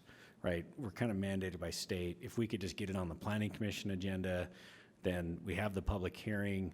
We know that we don't have a lot of flexibility in the code anyway, so we can have that public hearing, and then the planning commission can decide at that point in time if they just want to move it on or do something else. Okay.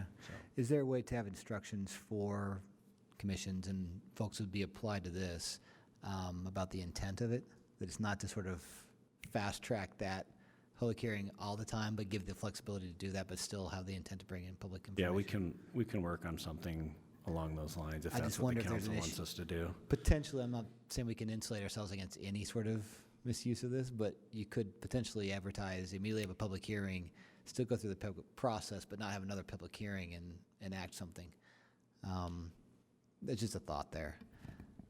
Frankly, generally, by the time we even get a report produced and really reviewed this, I mean, you're almost at that point anyhow. Yeah. I think it's at a time where you're talking about something like this, or I mean, I can specifically think of like a design review where maybe you and the applicant aren't seeing eye to eye, but maybe you can say, hey, well, let's go talk to the planning commission and get some feedback from them, maybe get some feedback from the community as well. Okay.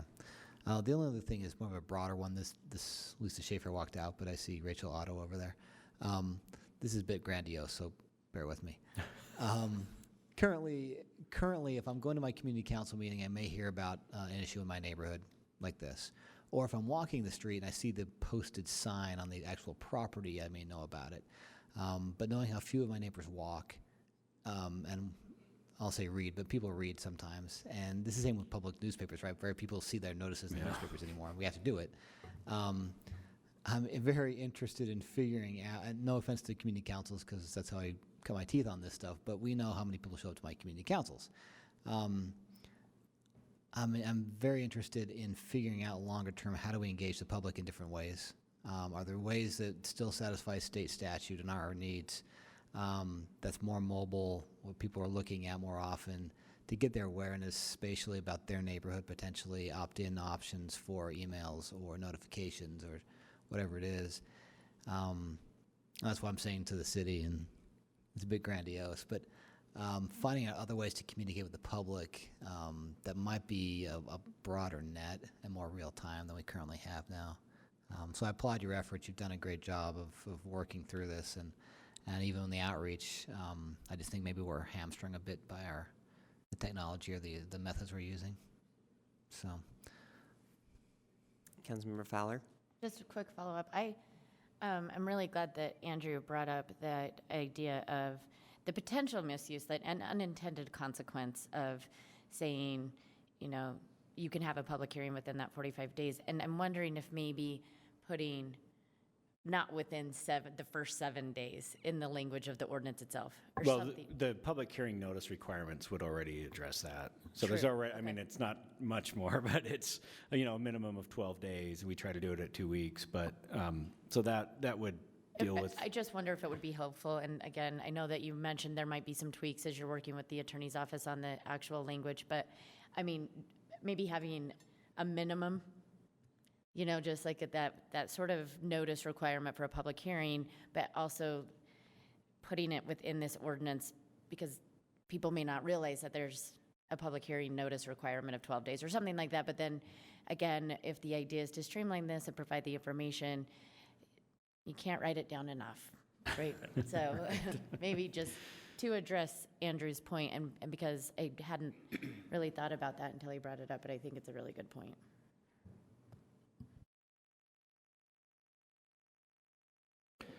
Yep. Right. Can't either. Council members, any other questions on this? Okay, great, thank you so much. Thank you. Thank Okay, you. so we have scheduled a break right now, a tentative break. We can take that break, or we can keep going. We can take a little break, okay. So let's break until 4:15, how about that? Okay, 4 o'clock.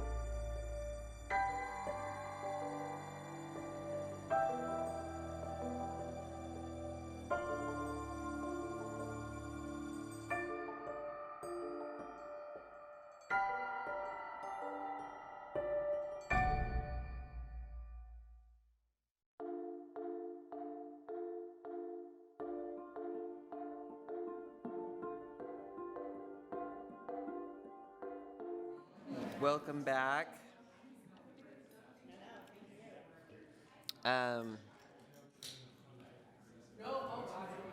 So we're gonna move on now to item number 7 in our agenda, which is update and timeline for the city's 2020-2024 consolidated plan guiding the use of U.S. Department of Housing and Urban Development funds follow-up. And at the table, we have Ben Ludke, council staff, Lonnie Eggerson-Goff from HAND, and Jennifer Schumann from HAND. The 2020 to 2024 consolidated plan is expected to cover $25 to $35 million over the next 5 years. This is the largest amount of federal dollars that the general fund typically receives. The council received an update in October of last year about the updated plan draft and the process going forward. The council provided policy feedback as well as requested that the administration return with follow-up information on the plan performance under the old 5-year consolidated plan, goals and strategies, as well as information on target areas. And the administration has that follow-up information and a presentation for you today.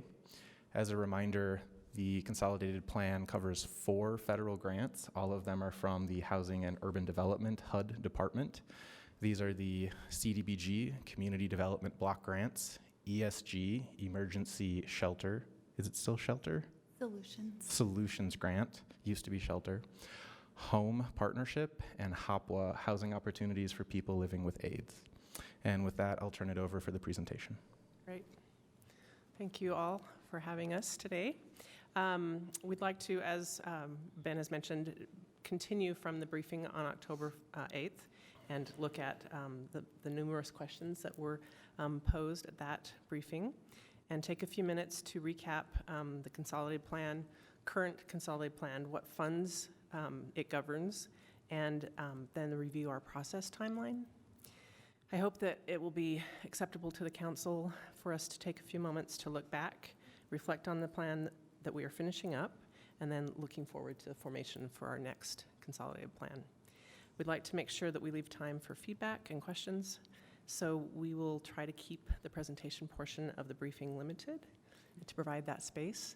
And I believe that Ben has provided this PowerPoint in their packets or in their folders.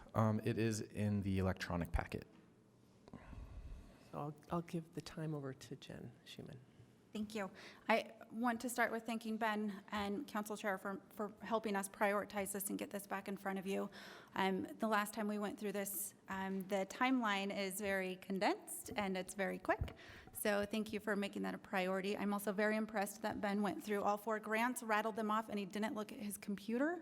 That is amazing. I still have to look, and it's been a while. So with that, I want to just jump in. We have some new faces, and so I wanted to make sure that we just quickly touch on what these funds are doing. So every year, as an entitlement city, based upon our size and our demographics, Salt Lake City receives funding through the U.S. Department of Housing and Urban Development. At the core, these 4 grants are intended to address disparities that exist in our community that impacts low-income residents or low-income areas. The CDBG grant is the largest of the 4, and it is the most flexible. The Emergency Solutions Grant is specific to address homelessness issues. The HOME program is all about housing and all along the spectrum of housing. And HOPWA is the only grant available to address housing opportunities for persons with HIV or AIDS that exists through the U.S. Department of Housing and Urban Development. HUD requires a very extensive community engagement process during the formation of any consolidated plan. To that end, we've had over 4,000 people, including this body, provide input and feedback into the plan. Ultimately, through this extensive process, a needs assessment, a housing market analysis, we're able to arrive at actionable goals and objectives that will move forward as the foundation for the next 5 years. One of the really impactful things of this process is that every community has the ability to adjust the needs or adjust the funding and the priorities to address their community needs. So along the 160 miles of the Wasatch Front, you have 18 different grantees or entitlement cities or counties that are doing this exact same process. What this means is that there's a lot of people talking about what needs exist in the community and what federal resources can be utilized to address those needs. The last time we were before you, we showed you this lovely timeline. So I wanted to just highlight some of the things that we've been able to accomplish since October 8th. You'll see the council briefing that's in blue. That'll be the first time we were here. Since then, we wrapped up our public engagement efforts. As I said, we had over 4,000 people participate in this process. We've received HUD data and really started digging into the needs analysis and the housing market study portions of the plan. HAND has facilitated the application process that will become the year one funding strategies for and action plan for the consolidated plan. So consolidated plan is 5 years. Each year you have an opportunity to evaluate the applications that come in and provide an appropriation to agencies. So in the process of doing the 5-year plan, we also at the same time do the first year funding allocations. Does that make sense? Thank you. Sorry, in my head it gets very nerdy. So the goals and strategies were formed and brought back to our stakeholders for evaluation and discussion. And it was a really great process. I'm doing that. The draft plan has taken tremendous shape and is getting ready to enter into the Planning Commission's 45-day public comment period. So I love that you guys were just discussing that. From here, we have a few work sessions scheduled around the plan itself. You'll see those starting in green. And then we have Planning Commission presentation and public hearing. And then we kind of shift the focus to the first year action plan and appropriation of those funds, all with an eye to wrapping up by April 21st so that HAND staff can do all of the fun things that we need to do to get the plan in to meet HUD's deadline of May 15th. So I will touch on the next steps on the tail end of this so that's where we end. So I'd like to take a moment and look back at our plan performance. There were questions and comments in the last briefing that alluded to why did we choose some of the things that we did at that time. And so I wanted to spend a few minutes talking about the 2015-2019 plan performance. So this plan, because we're currently in it doesn't end until June 30th of this year. It was the first time that HUD really required a more strategic and leveraging of resources and introduced the idea of target areas. So this is limiting infrastructure improvements to a specific geographical location within your city, which you get to choose. You just had to identify why you chose those locations and make sure that it made sense. It was also the first time that HUD required an analysis of impediments to fair housing and an action plan to address those. Now, fair housing has always been something that they've talked about, but this was the first time that it rose to this level of importance through the plan process. So it required a lot of collaboration between the different municipalities that we either align with or that we work with. So Salt Lake County, West Valley, even going north into Davis County. So we've done a lot of work in collaboration with other municipalities. Ultimately, we came to focus on 5 functional areas that you can see before you: economic development, housing, education, health, and transportation. And we created 10 very specific goals, and there's more details on those goals in just a few moments. We identified 2 racial and ethnic concentrated areas of poverty that were located within the city. Now, countywide, there were 3 at the time, 2 of which existed in Salt Lake City. And so as a community, we felt it was very strong, very important to leverage efforts within those racially and ethnically concentrated areas of poverty, and that became our target areas for the 15-19 plan. In the last couple of years, HAND has been the benefactor, is that the right word, of HUD monitoring visits. We always welcome HUD to come out and take a look at our programs. It's always a great opportunity to reflect on what you're doing and how you can improve. There's always room for improvement. Through both of those visits, we received an exemplary and highly regarded program accommodations, which we were very excited about.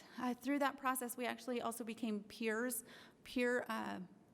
mentors for other cities and have worked closely with cities across the nation to help share the work that we're doing here and learn from them as well. The 2015-2019 plan provided about $34 million worth of resources in our community. I don't think we ever talk about it really on a whole plan level very often. So certainly when you see the annual applications, we're looking at maybe $3 to $5 million, right? And when you step back and look at it, it's incredibly impactful. So the next two slides go into how we did, right? And the plan is not yet over. As I said, 6/30 of this year is when it ends. And so you'll see across the top, the very last column is projected outcomes. These are based upon reports that we've received so far and where we anticipate finishing up this plan. So as I said, we have 10 goals in this plan. On the left-hand side, I numbered 6 of them. I promise I know my numbers, but it says 1, 3, 4, 8, 9, 10 to align with the actual plan goals. So you can see that on these 6 goals, we were able to achieve all of our projected or anticipated outcomes. Overall, through all 10 goals, we were able to assist 23,000 more residents than we had anticipated, even though there are 4 goals that we fell short on.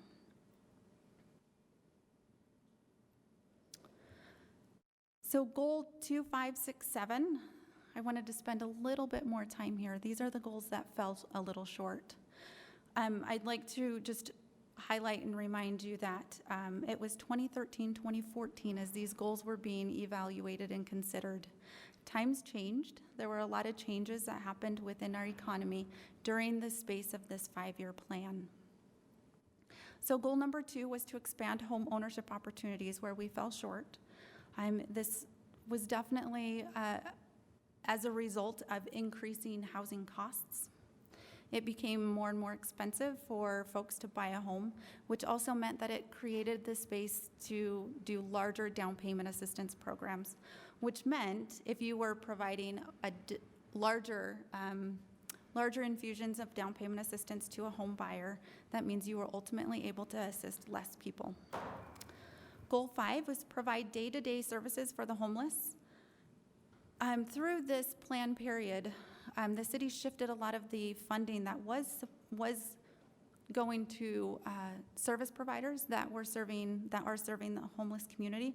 We shifted a lot of those asks to the city's general fund. So it's great, that's wonderful. It gave us an opportunity to do some different things that didn't necessarily easily align with federal regulations. However, the people that are being served there are not being reported in this plan. So you see a significant decrease there as well. Goal number 6, provide services to expand opportunity and sufficiency. This one came in short, and I'd have to say that we just simply overestimated this goal. We had some service providers that we anticipated operating in this space that ultimately did not, and they were large groups, or they were helping large groups of folks. One, if I had to point out, is Utah Food Bank.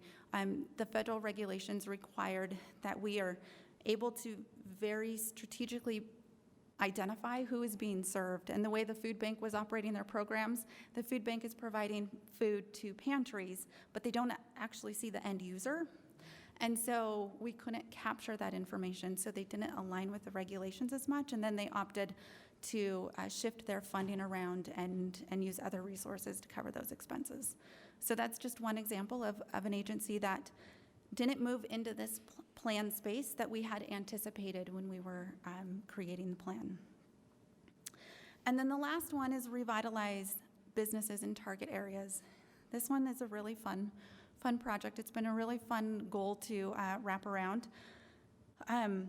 I was just doing some research. We had 141 businesses ask for funding through this facade program that we operate.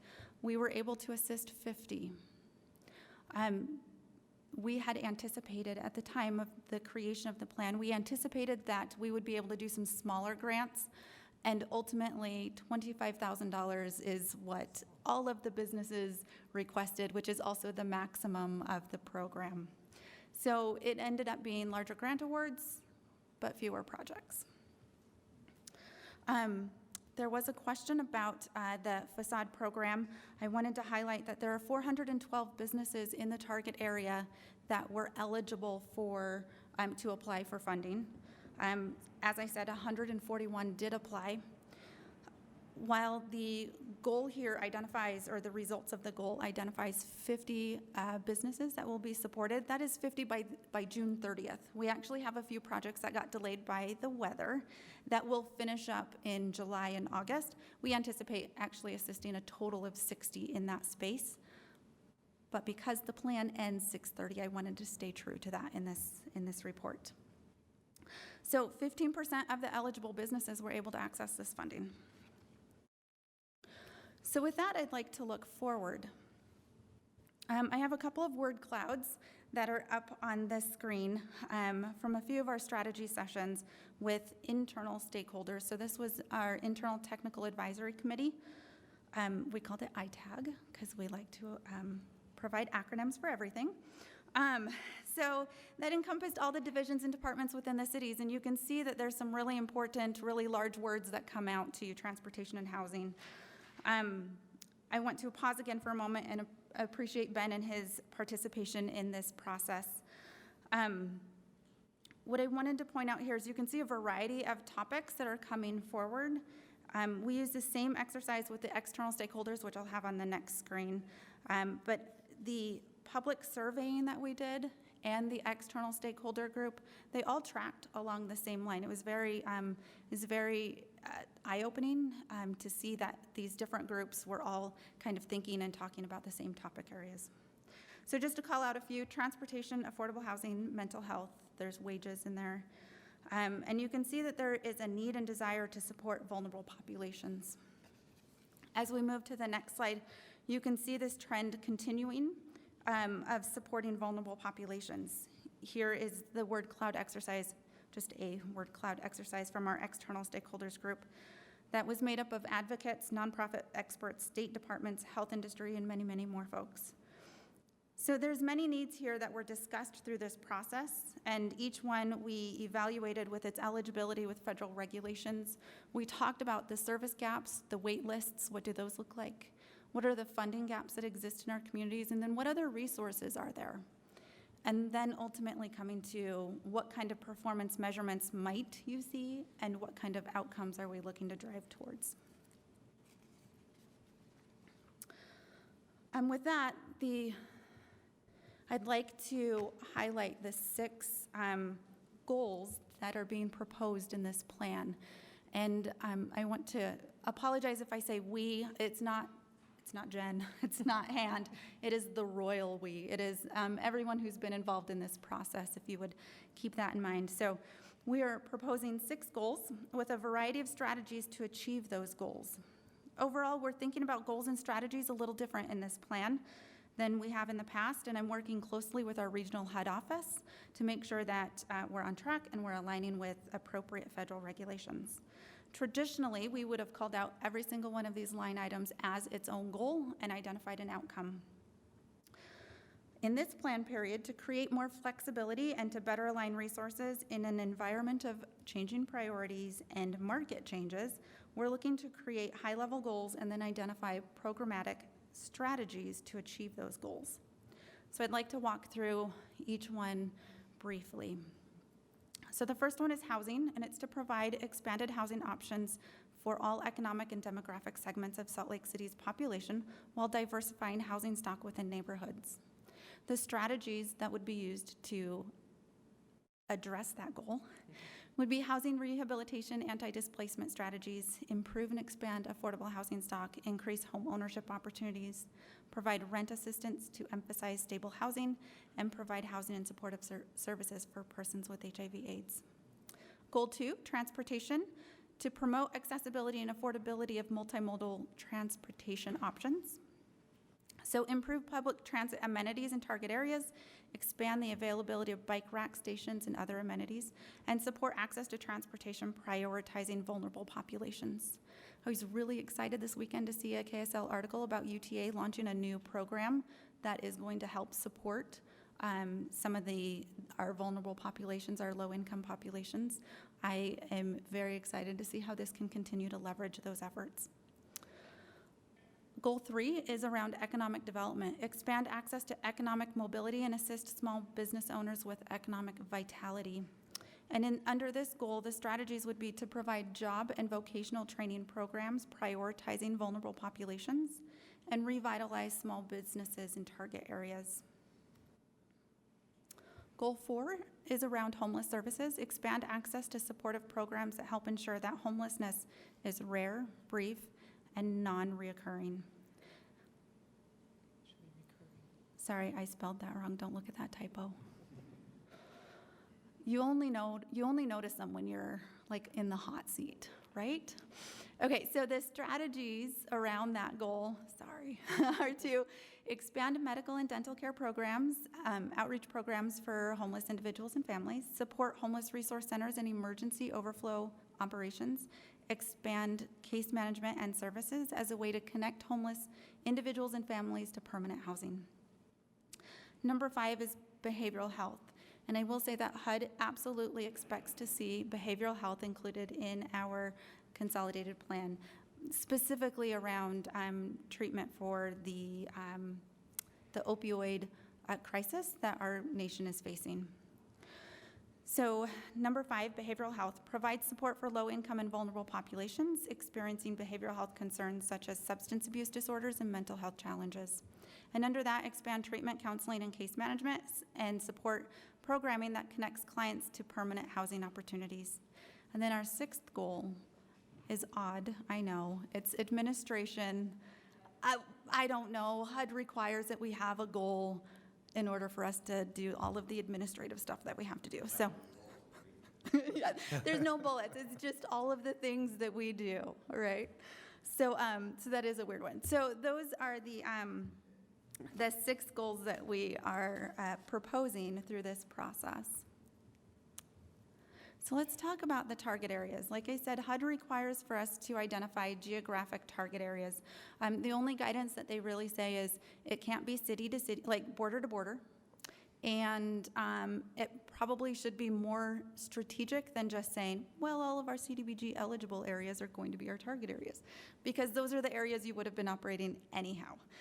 So we did a lot of discussion around this, and what we're proposing to the council is that we align the target areas.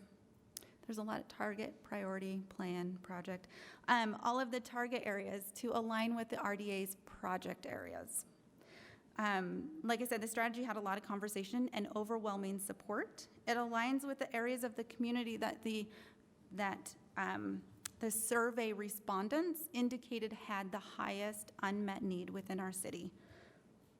The plan would use language that would also allow that as RDA project areas are changed, whether they fall off or whether they come into becoming a project area, that the federal resources would again align with whatever RDA project areas exist.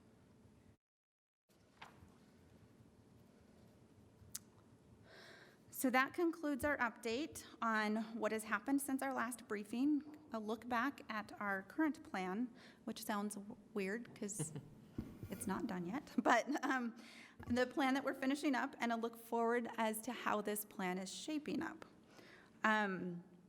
In February, this month, we'll be releasing a draft plan to meet the 45-day comment period for Planning Commission.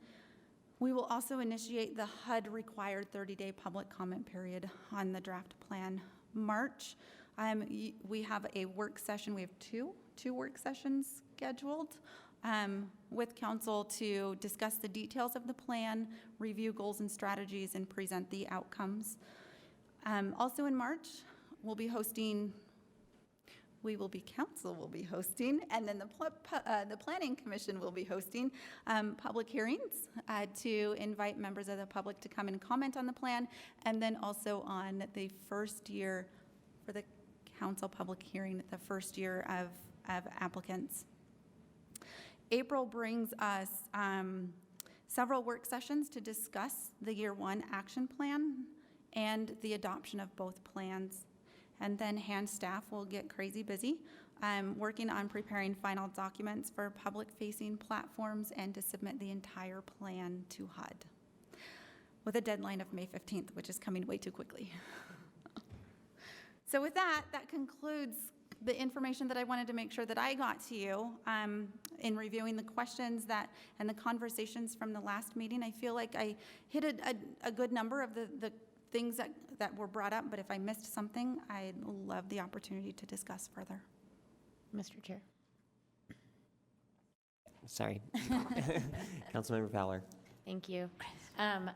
I want to say that this is really excellent work, and I appreciate all of the hard work that went into this.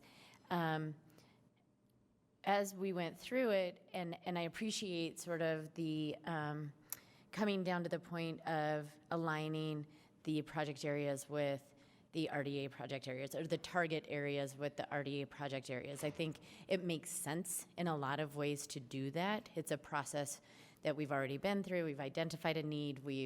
It's been vetted in a public sense. We've vetted it with, the county and the school boards, and so that makes a lot of sense, and I appreciate that part of it. I think, and it falls into something I was thinking about as you were presenting. I really,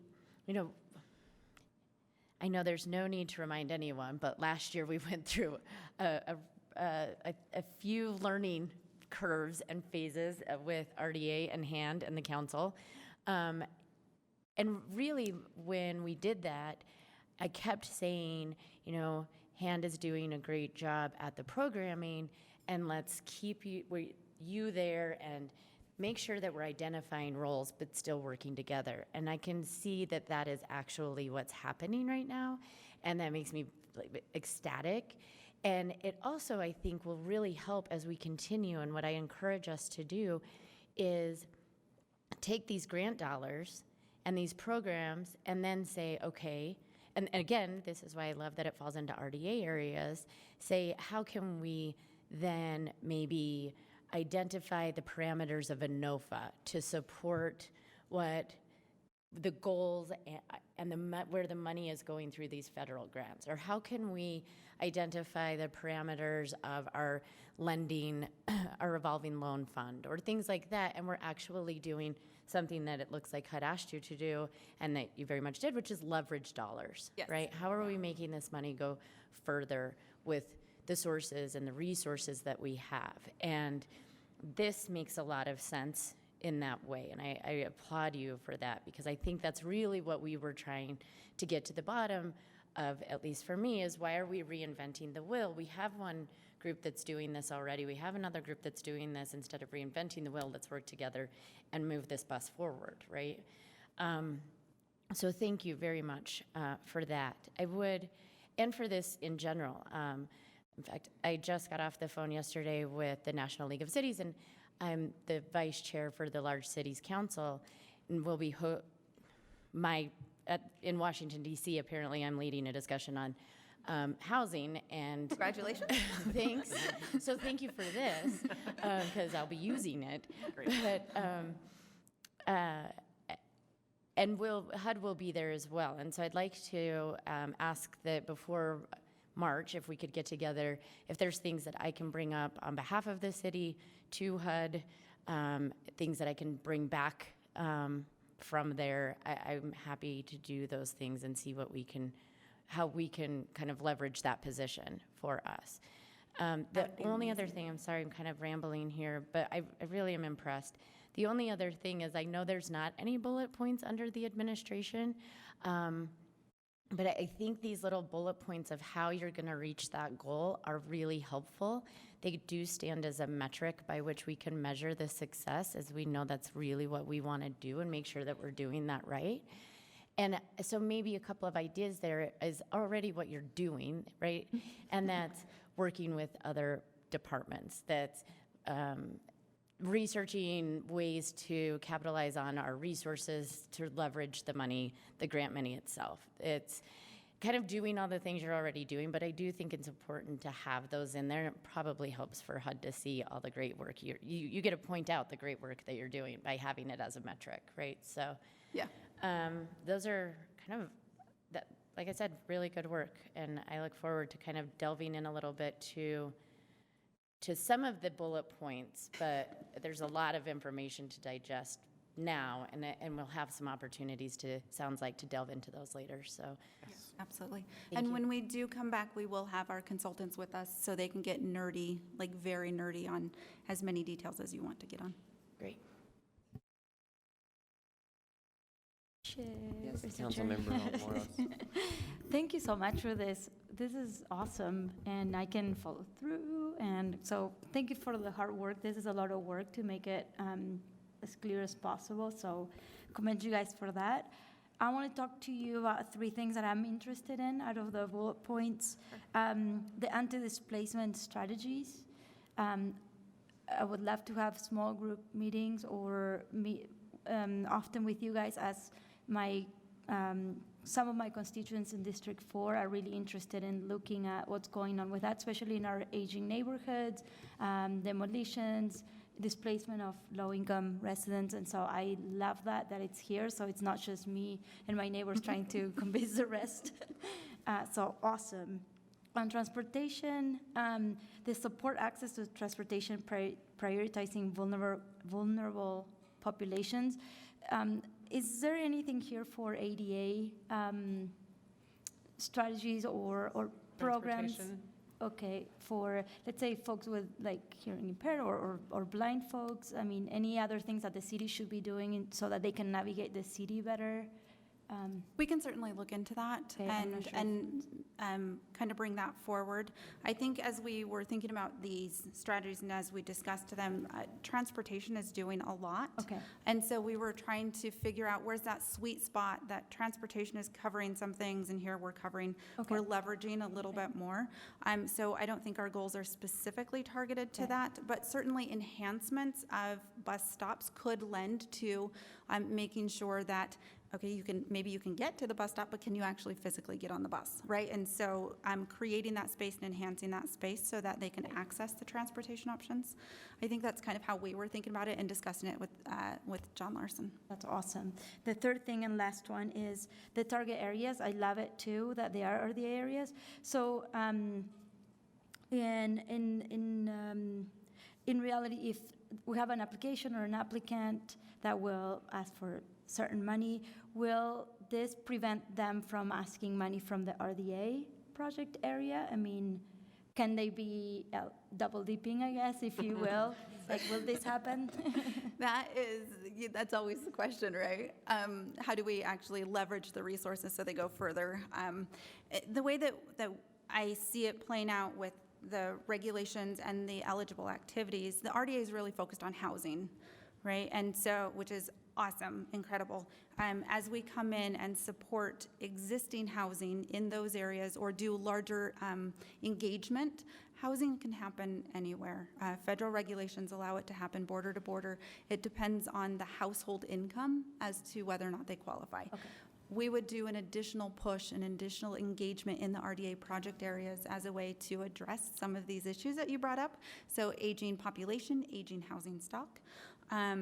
And then also, what are the small businesses where the RDA is doing these catalytic projects that are housing driven? How do we help make sure that the community is holistic in nature and has a wide variety of businesses that can thrive there? So we may be addressing, like through the facade program, providing $25,000 grants to the businesses in those project areas. Does that make sense? That makes sense. Thank you so much. Can I speak to that just a little Councilmember bit? Fowler. Thank you. I'm glad you sort of brought that up. I think that RDA certainly, I mean, by statute, it has to spend 10% on housing, right? Affordable housing. So it's certainly a housing thing. But I think, and this is sort of what I'm glad we're all talking, and it's important that the departments are talking. I think you know, for a small business facade program, for example, how do we make sure that all 141 of those small businesses that came in can benefit from the facade program, right? And I think, again, going back to this and having these discussions with the RDA is when we're asking for a developer to come in, or rather a developer is coming in and asking us for money, how do you support the small business that's next to you as you're doing this development? And is that a public benefit that we can then incentivize for so that we're maximizing those dollars? And that's the sort of creativity I encourage, and I hope that we can move forward with on these types of conversations as the RDA worked on its mission and framework and what those public benefits are. You know, we're trying to streamline that process for developers and for people coming in and really want to build a community. And I think this interaction is exactly how we're going to get it done, right? And not just build the development, but really lift up the entire community, right? Right, and if I could build on that just a little bit, I think about applications that the RDA funds, right? And you've got a big development. Perhaps there's an additional push within a quarter mile, half mile, where we're doing a lot more engagement of those small businesses that are based upon where that catalytic development is happening, right? So I think there's a couple of different ways that we could very easily hit some low-hanging fruit as we dig in. Councilmember Johnston. Thank you very much, and I'm looking forward to March to see the outcomes on you present them. Is that right? Yes. Okay. In looking at the geographic areas you're proposing, how are you thinking about being able to actually create real movement within such a large geographic footprint? I mean, is there a process you're going to narrow down to specific project areas or specific areas of interest, or how does that look for you in the next 5 years? If I may, I think I would look to actually the RDA to partner with the RDA and the RDA board to help maybe provide some guidance there. We have the flexibility to say in year 1, 2, and 3, we're going to focus on this area. In 2, 3, and 4, we're going to focus on this area. So we can be as flexible as we want. I want to step away from specifically tacking that down too restrictively. What we learned in our current plan is that there's always someone on the other side of the street. There's always need just right around the corner. So I want to make sure that whatever strategy we do deploy, that it makes sense. I feel like the RDA does a lot more kind of like the movement doesn't happen everywhere all at the same time, right?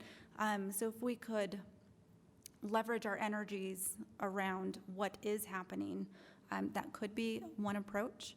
I think historically the facade program has gotten, you know, it was the first time we had done this in this last plan. We created this program and launched it. It has been tremendously successful. I'm certainly looking to maybe shift additional funding resources to that, given the number of businesses that do exist in these project areas. And to be honest, I don't know what that number is off the top of my head, but we may want to look at providing additional resources there. And when we say we mean you all. Thank you. Yes, it's not this we. I appreciate that. I was struck that probably by census tract, the poorest area in the city is not covered in here. And that's not a problem because it doesn't mean you have to target one specific area, but it does mean to be very aware to ensure connectivity. So I love the transportation and housing sort of goals. It fits that. I'm just trying to make sure I'm aware that it doesn't get eaten up in very hot topics in certain areas, because the goal was to promote increasing areas of opportunity, essentially. So that was just in the back of my head. I'm not opposed to it. I think the two things the questions were, what are the outcomes going to be, and that's be a march. And the second piece was, how do we target the monies in a way that actually makes movement, so we don't have just some outputs at the end, number of people, number of days, but we move the needle on certain specific equality measures. So that was my only concern about spreading us too thin and maybe not actually making a targeted way to sort of make tangible improvement in 5 years.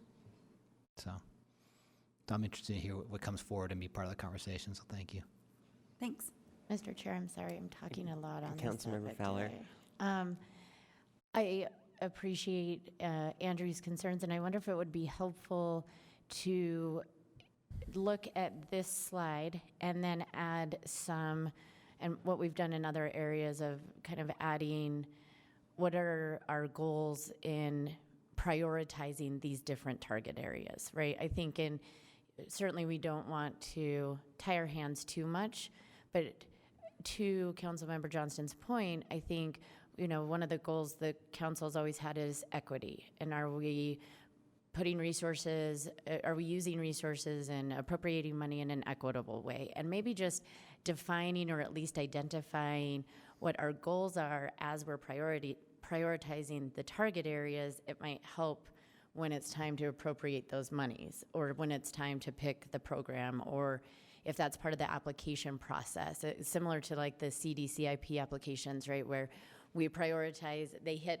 these 6 marks that are, priorities of the council, and therefore they get a higher number on the 1 to 100 scale, or whatever it might be. But it might be a good idea to figure out some sort of process or plan so that, we are being equitable in the use of these monies. Love it. Council members, any other questions on this? Yes, from Cindy Gus Jensen, Executive Director.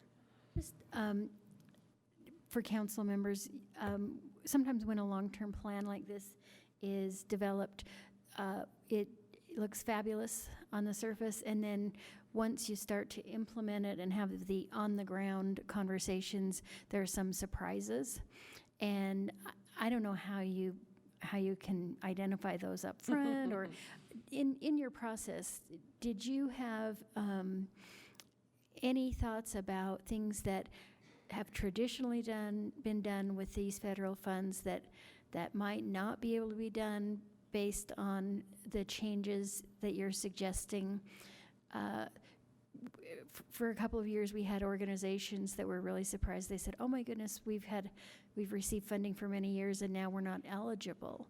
So, any of those sort of things that you can share with the council so that they have an idea of how this will, how the rubber hits the road here. Yeah, that's always an interesting, thank you for that. That's always I feel like that's, no matter how much involvement you have and preemptive conversations you can have when the rubber meets the road, so to speak, it's always eye-opening. And going into the 15-19 plan, there certainly was that. And there will be that again. I feel like there's always that. But we've done a lot of work at ensuring that as we engaged with our nonprofit partners, that we took these goals back to them and said, this is really the direction that this body, the other participants in this process have come to. Let's talk about this. Let's have dialogue about that. Now, not every single agency was in the room, or not every single agency sent the right person to receive that information. So we'll continue to do outreach to those groups. I think actually some of the ones that are even more impacted is our internal departments. Right, so we have traditionally done more infrastructure with these funds, and you can see that there's a diversion there and moving to a different space. I'm still providing different types of infrastructure, but it certainly is not a road repair or road reconstruction. Or ADA ramps. Or ADA ramps, yes. Parks is absent from this, and so we had some really challenging, heartbreaking conversations with Parks to talk about, well, what is happening, and these are the other issues that are coming forward. And there, as we look at the regulations and how it best aligns with the efforts that we need to do within the city, does it make sense to continue funding parks? And it really became a struggle because we hear over and over that federal regulations can't provide for maintenance, but maintenance is one of our biggest needs, right? And so do you tie up a large amount of funding into a project or a process that we don't have the funds to maintain that project, right? So that, I think that's incredibly impactful. Infrastructure as well, we've got the bond and funding our future dollars that are coming forward. Transportation has some additional funding. And so really looking at how do we leverage all of these different funding sources and where does it make sense to best put federal resources, which is different than where it was in the last 5 years or the plan before that. We'll continue to have as many conversations as we need to. We offer, I know that I've gone to agencies and had conversations with them privately to help them understand the kind of the direction. I did that in the last plan, and that'll be offered again in this plan as well. Councilmember Johnston. Yeah, I think the education piece is going to be important also because when we talk about target areas, clarifying the funds need to be expended within those geographic boundaries. Yeah. And therefore, when you put in words like, say, emergency services grants that are targeted towards homeless and overflow, we may want to be clear in what that means and what it doesn't mean necessarily. When you put it out there like this in certain geographic areas, it means, will there be an overflow in those areas? So that's something to sort of pay attention to in the language and how we're talking about these things. We haven't narrowed down clearly in here what that means, what the specific outcomes or projects or partners would be. But just being aware that whenever we put out geographic areas and the funding attached to it, and we say these are the things the funding could be used for, it brings up the question of, is that where certain things are going to be? Happen. Yes. Yeah. So I think it's a difficult thing that you're talking about here. So that's why I'm intrigued to see more public input, the outcomes themselves. And again, I think $34 million over 5 years is a good amount of money. But you know how far that went. So we can end up with pretty low, very dispersed sort of outcomes, but don't really move the needle on certain things. So Yeah. I don't know. And if I could add a little bit more to that, and you are absolutely right. I certainly don't want to put forward the idea that all of the things that happen in the federal world are going to be concentrated in these target areas. It's actually very limited in those goals. So if I go back to the goals, transportation, that availability of bike rack stations and other amenities, and improving public transit amenities in target areas. Those two align here. The revitalize small businesses in target areas, that aligns with the target area. Housing will have we are going to ask our partners to do an additional push for housing in that area, but again, housing can be border to border. It depends on that individual's household income. So out of all of the strategies that we could deploy, there's only a couple that will end up actually impacting in those target areas that are limited by federal regulation to the target area. Does that make sense? So you probably need some examples, but yeah.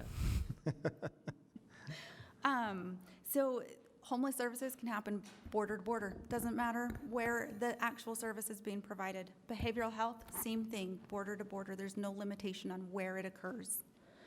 If we're going to use this to do the facade program, those businesses have to be within the target area. If we are doing those bus stop improvements, those bus stops have to be in the target area. So when you talk about watering it down, and it's such a large area, you're absolutely right, absolutely. And as you think about, it's not all of these things, it's actually only a few things that we do target, that we are required to condense in this target area. Yeah. So I think just presentation-wise, it makes sense, but we may want to look at the slides and say, here's the target areas, but here's what it actually applies to with these goals. Right.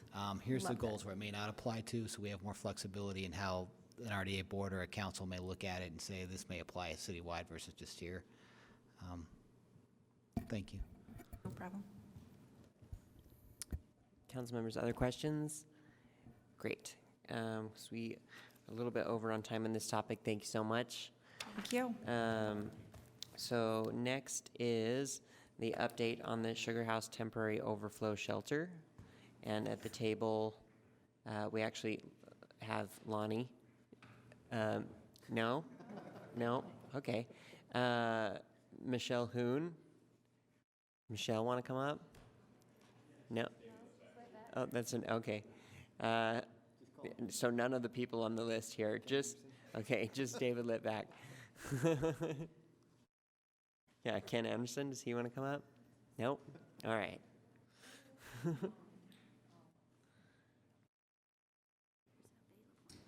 know, I didn't see that. Hey, David. That's all right. David's all we need at the table. So. Well, I'm not so sure about that, but I'll do my best. Hey. Thank you, Mr. Chair. Council members, appreciate the opportunity to provide you an update on the Sugar House temporary shelter, as well as just how things are flowing with the HRCs and all the resources that we have in place as a part of the overflow plan. I thought I would just start by letting you know that the system that we've actually created, the process is working very well. The transportation, both the transportation directly to and from the Sugar House temporary shelter, as well as the increased shuttle services that we're providing to the Men's Resource Center. And I thought I'd also just provide some averages in terms of the numbers that we're seeing at the different resources, and then open it up to any questions if that's works. Perfect.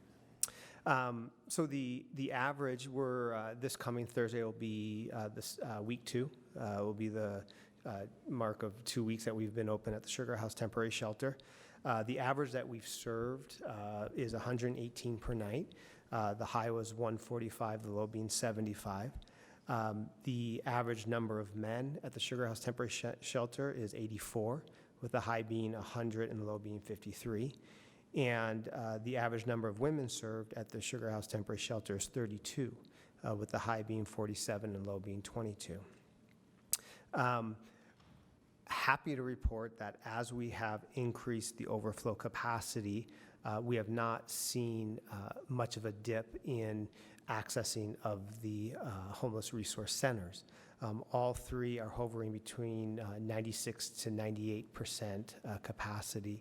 That's all 3, the Men's Resource Center, Miller Resource Center, and the King Resource Center.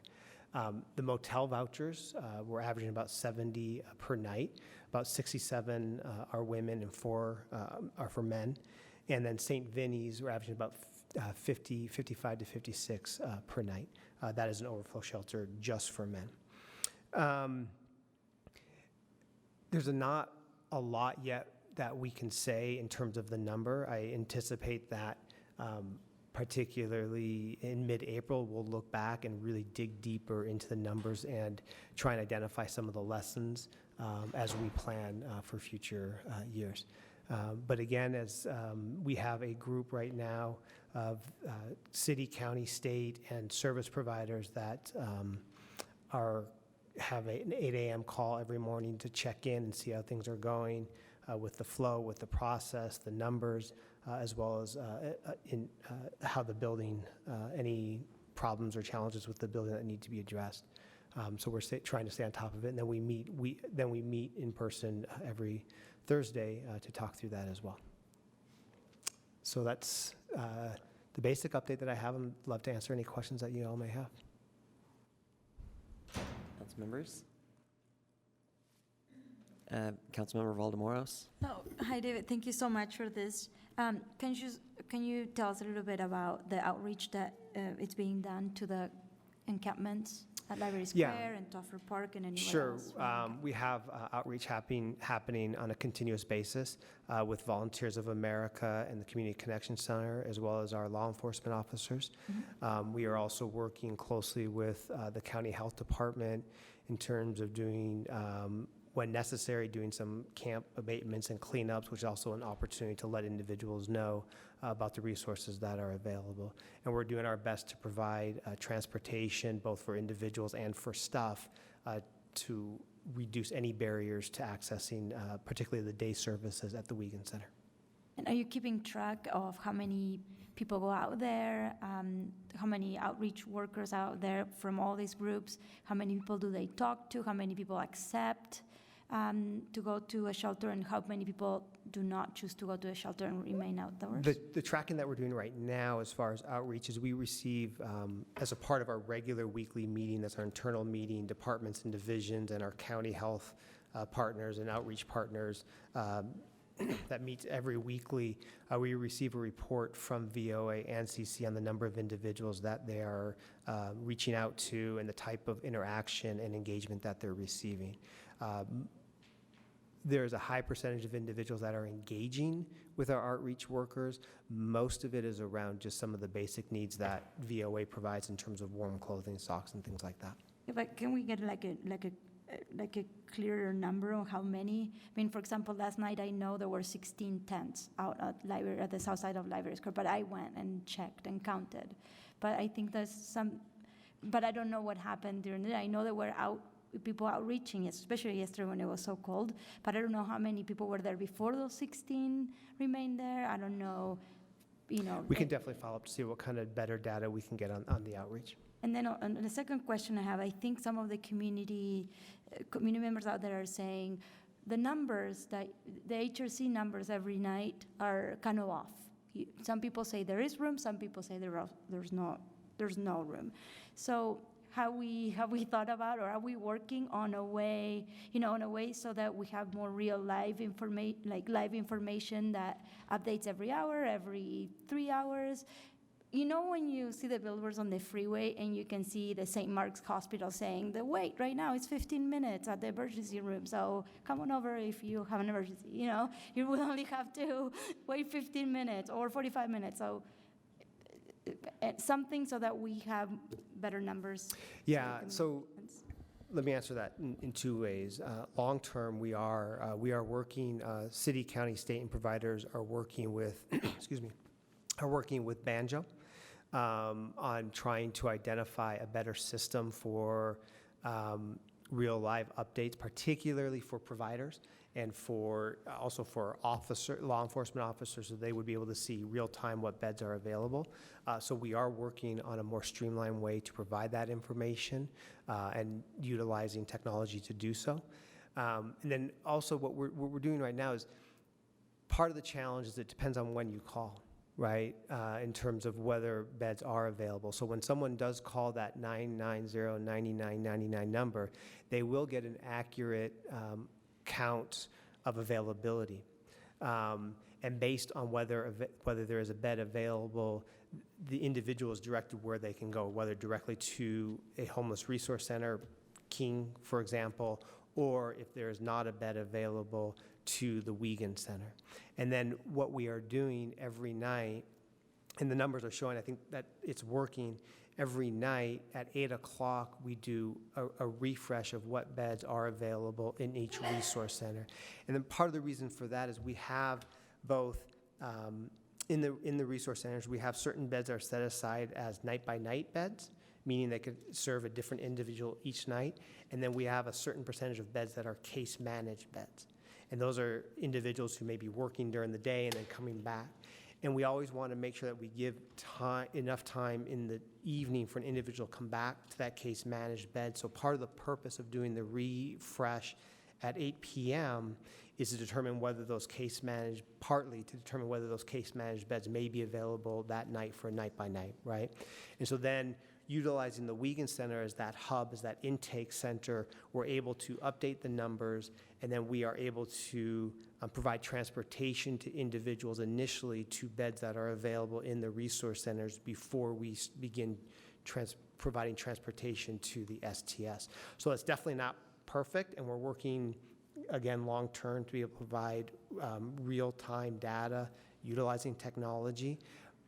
However, that emergency number, that 990-9999, will provide an individual calling what is available at that time.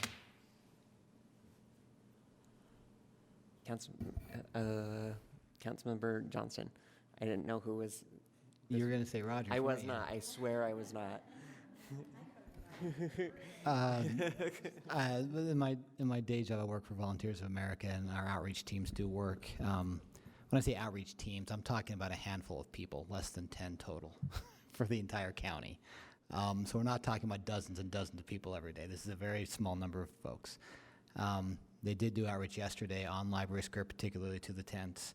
I know at least 2 people were transported to services down the Rio Grande area.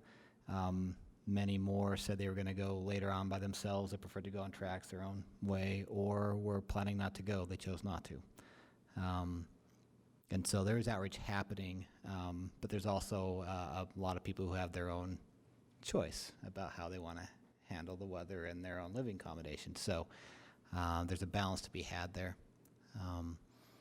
I think the second piece that David hit very, very well is that we're talking about 700 beds and 700 people who have a choice to stay there or not each night. And figuring out what's the right ratio to allow self-determination and adults to live lives and have jobs and visit people and take care of their needs, and have a bed to come back to, instead of have to line up every day for the same bed to make sure they get in. And that takes a lot of coordination and effort to get real-time data. So it is a complicated process that we're only a few months into, frankly.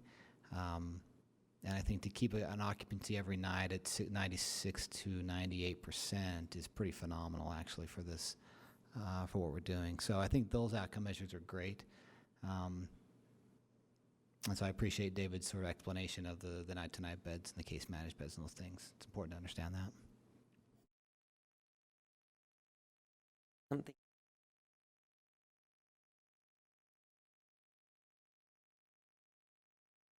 I think people sometimes don't realize is when you call the shelter or when you ask the shelter how many beds they have available, they give you a number, but there is also a number of people that are waiting.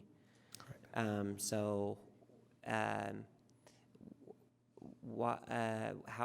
are they waiting? And how do you determine when you ask for those numbers, do they take into account, okay, those beds are probably they subtract basically the people on the waiting list, or are those beds considered open until they're physically occupied? I'd actually invite Councilmember Johnston to give his perspective from his other hat, but I would say right now that they're considered open initially. The number is directed to UCA, Utah Community Action, which is our primary intake coordinator, and so they are looking at what beds are available.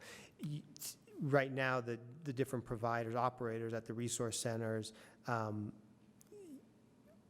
manage bringing individuals that are waiting into those beds at a certain point, typically sometimes after that 8 p.m. Refresh has occurred. Okay.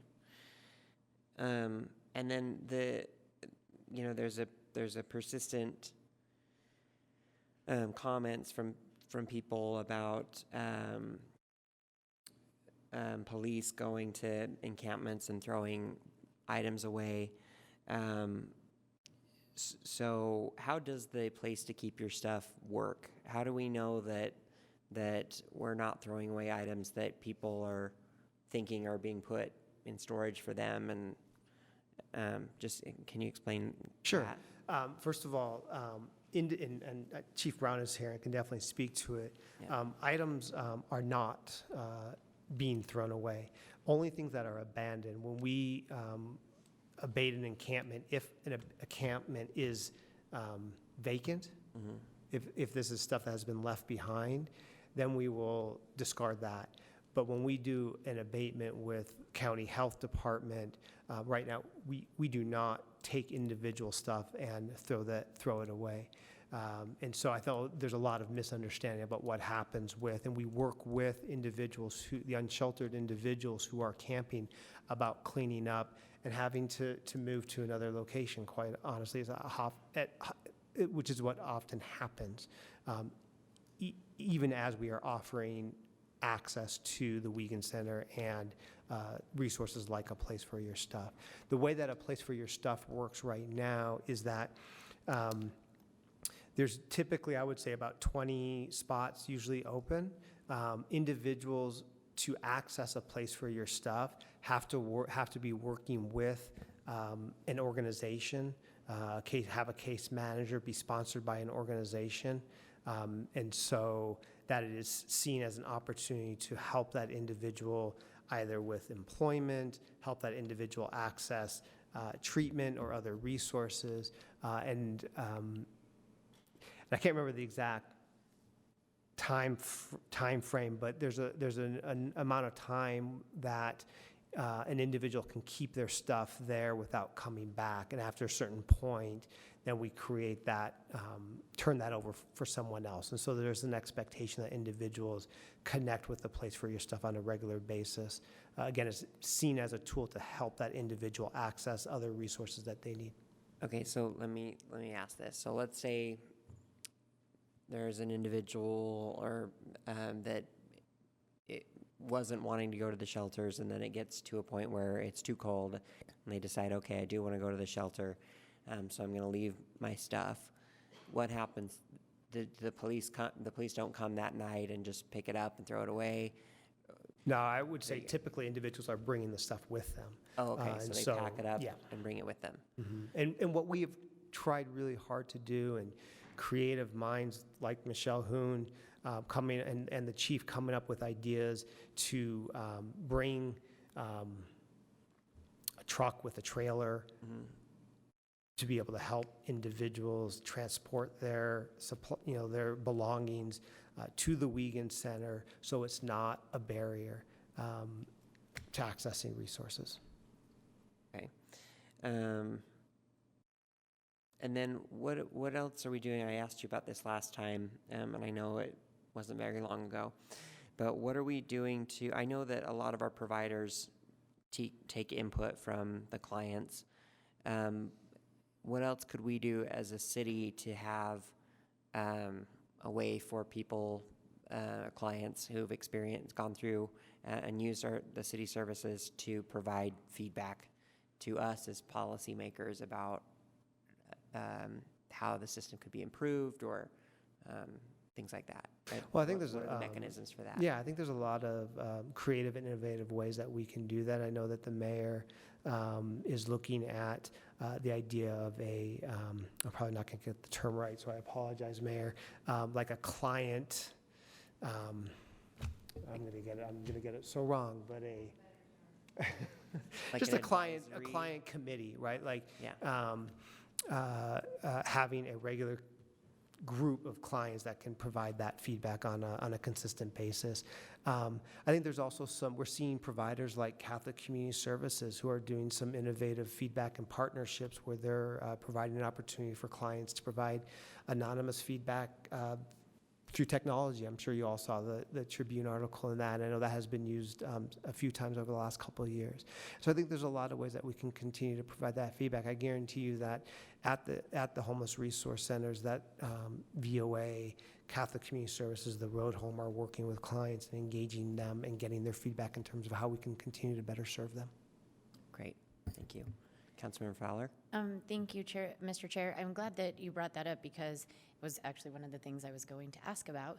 I've been over to the temporary shelter a couple of times.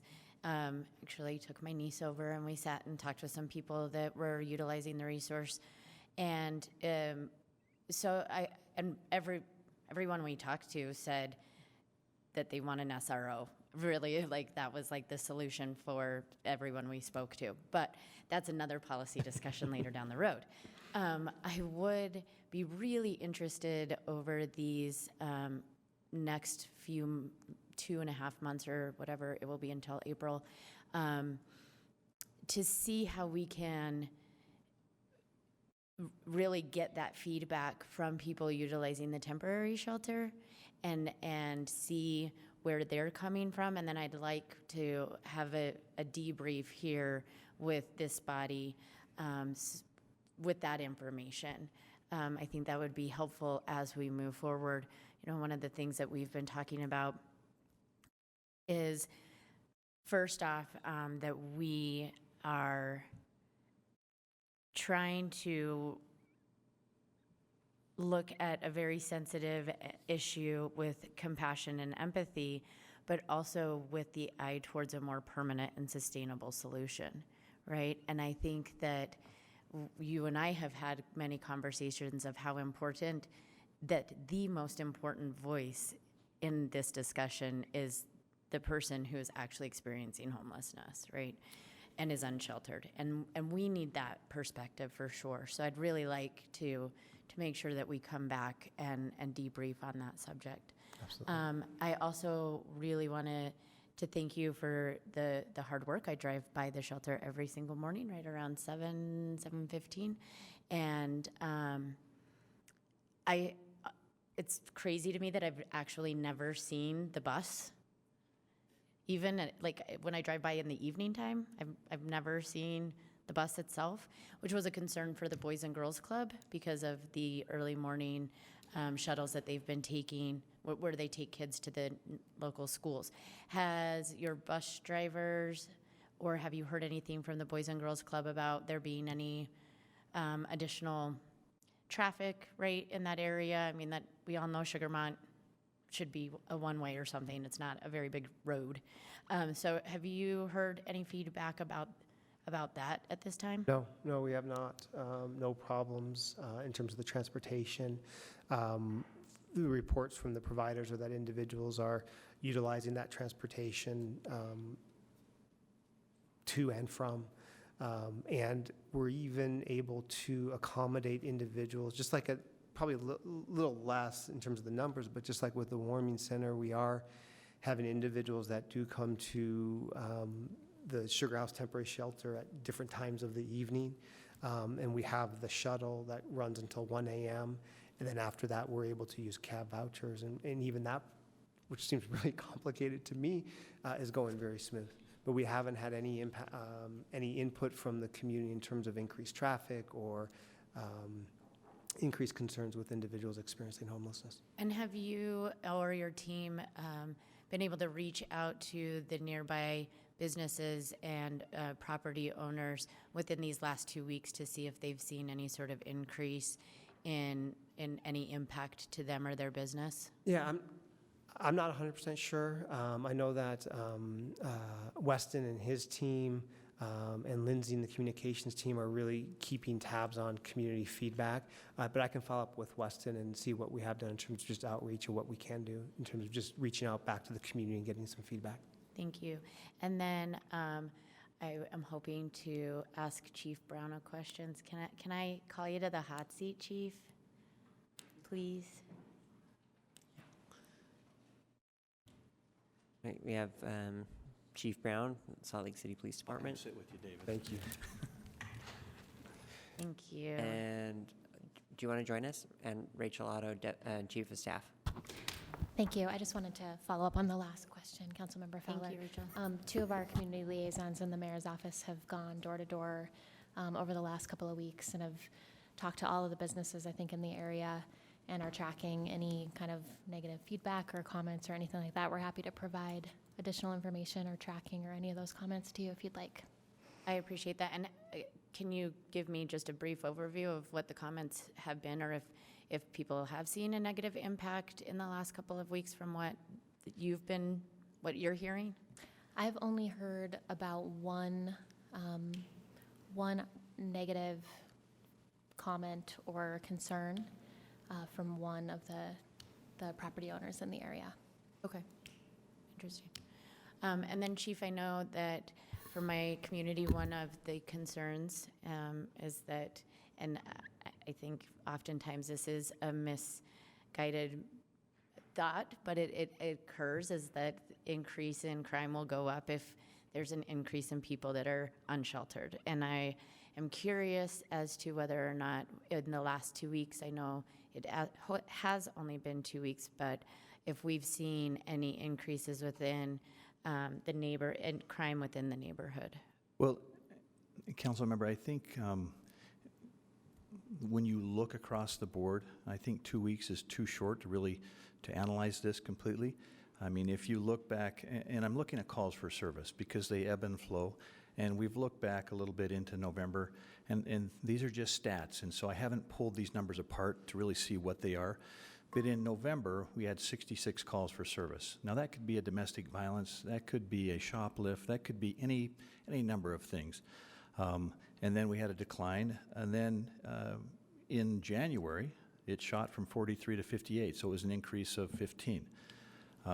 Since the shelter since our temporary shelter has gone into place, it went from 59 to 75. So it's up 16 calls in the last week, but I don't know what those are. And when I just came from our CompStat analysts, they said, look, that is just too short a time to really indicate what's going on. So I would say it's too soon to tell that the crime has moved one way or the other. Now, I do know that we have had officers up there for the last 11 days, and in those 11 days at that shelter, we've only had 7 calls for service. That's, I think, is remarkable. Now, when we looked at the CompStat numbers we're looking at, we look at 3 blocks out from the shelter to see what impact that might have. So when you see the numbers from on-view numbers go up, I mean, that could be, we've asked our CCC and our co-responder model, our officers, to go out there and ask people and try to help them. So that could include those numbers. It could be traffic stops. It could be PED stops. So I really... You've had officers in the area for 11 days and are seeing the people like me speed down 11th. I mean, right? It could increase because you have a presence of officers. I mean, when you put cops in an area, calls kind of go up. And that could be good things. I mean, that could be people asking for help or directions, things like that. So I honestly don't think that we haven't seen any huge spike. And I think it's too soon to tell. We continue to keep those same numbers on the Geraldine King and the Gail Miller. And again, over time, we have just not seen that spike. So, great question. Our commitment is that we're going to continue to monitor it. And from the officers that are working, talking to them, they are not verbally communicating any huge problem out there. I mean, again, I have to say, I drive by nearly every night, and I certainly drive by every morning. And I haven't really noticed much. Yeah. And then to hear, what's interesting to me is then to hear that, was it last week you said? We had 145 people. And again, I drive by all the time, and there is no sign that 145 people actually had a warm, safe place to sleep, right? And so that's incredible to me, and I want to commend all of you for the work that you're doing and the attention that you're putting towards this, and that the attention that you've put towards all of our community in the area, and answering my very late emails or texts or angry comments about something or other. David's used to those by now. But they're really, it's surprising to think that we're actually providing a service for 145 people, and you probably wouldn't know unless you knew, right? So keep up the good work, and please keep me posted on these things as you have. We really want to make sure we get this information out to the community as well. So anything we can do there to help provide that information. Councilmember Fowler, thank you for your support, and all the council, thank you. Councilmember Valdemoros? Just real quick, I volunteer at the King's one often, so I gotten to know some of the ladies there, and I also drive through that one to go to work. So same thing, I don't see that. I always wonder about lingering or other things, and not really. I've talked to the women outside, they're saying we're just waiting to see if there's a bed available today. But talking about the individuals and the feedback that we want to get from our neighbors experiencing homelessness, would it be possible to have a town hall there as the council member representative at the King Resource Center? It's something that we could coordinate with Michelle or? Yeah, I mean, I look to the person sitting to your right. I mean, I know. Obviously the providers are always are very respectful that for the time being, this is someone's home, right? And so very respectful of individuals' privacy and not wanting to put their clients in a place where they don't feel welcome there themselves, right?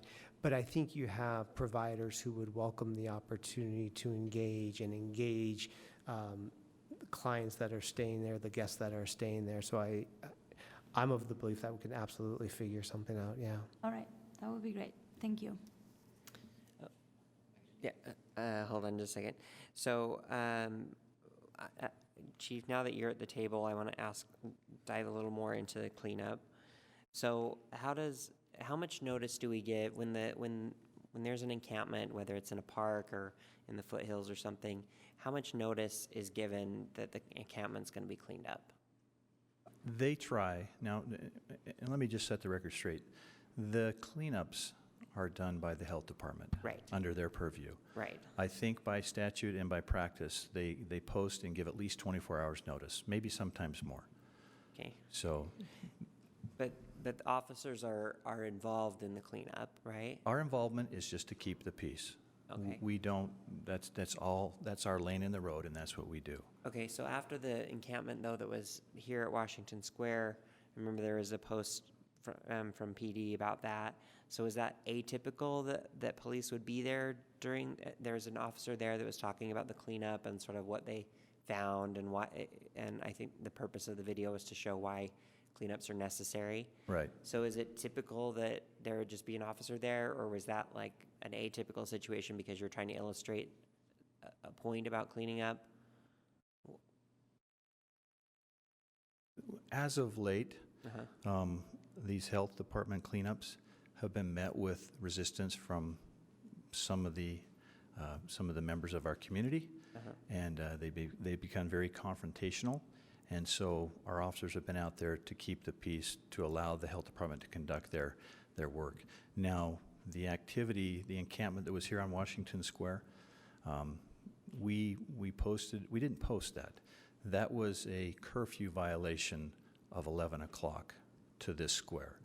And so we gave 2 days notice. We talked about it. We said, look, if you need those services, we came out, we tried to initiate conversation, to get help for anybody that may have needed it. We actually had our social workers calling the shelters to know exactly how many beds.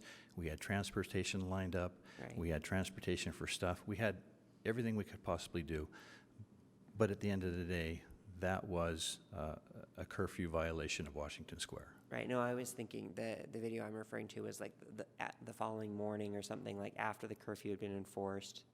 But I'm thinking maybe it was after the park was cleared. But I was just wondering if that was like more typical or if that was atypical.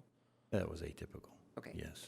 So and when there's an assessment being made about whether a property or whether property has been abandoned or not, does the health department make that assessment? Do the officers make that assessment? That is under the power and authority and the judgment of the health department, yes. Okay, so they're saying, yeah, we think this is like intentionally left behind. It wasn't.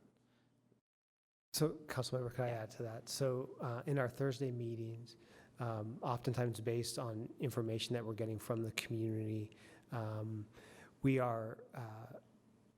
we walk through different parts of the city where we're getting reports of encampments.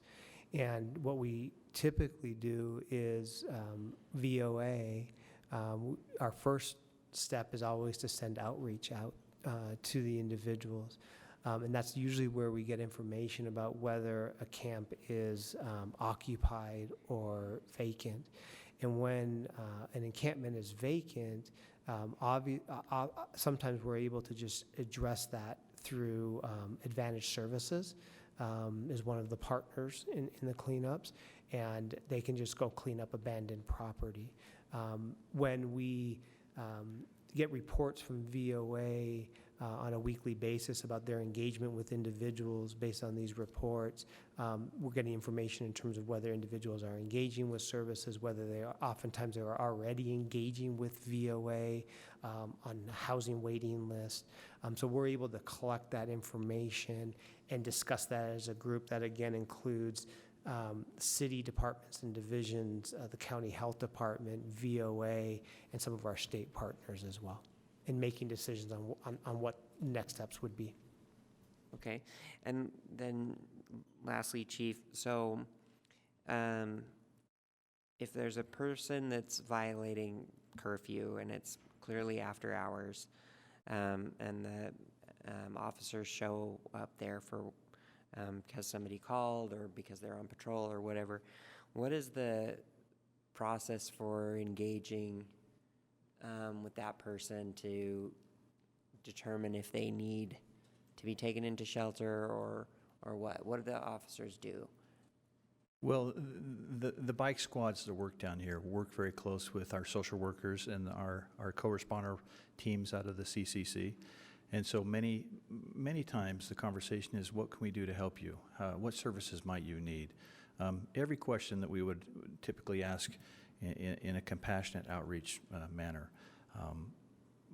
The difference is a lot of times we just ask people to move on because and this is the narrative that needs to be corrected, is if we make an arrest, there's no such thing as found property or abandoned property. Every piece of their property is their property, and it has to be documented, collected, and taken to evidence.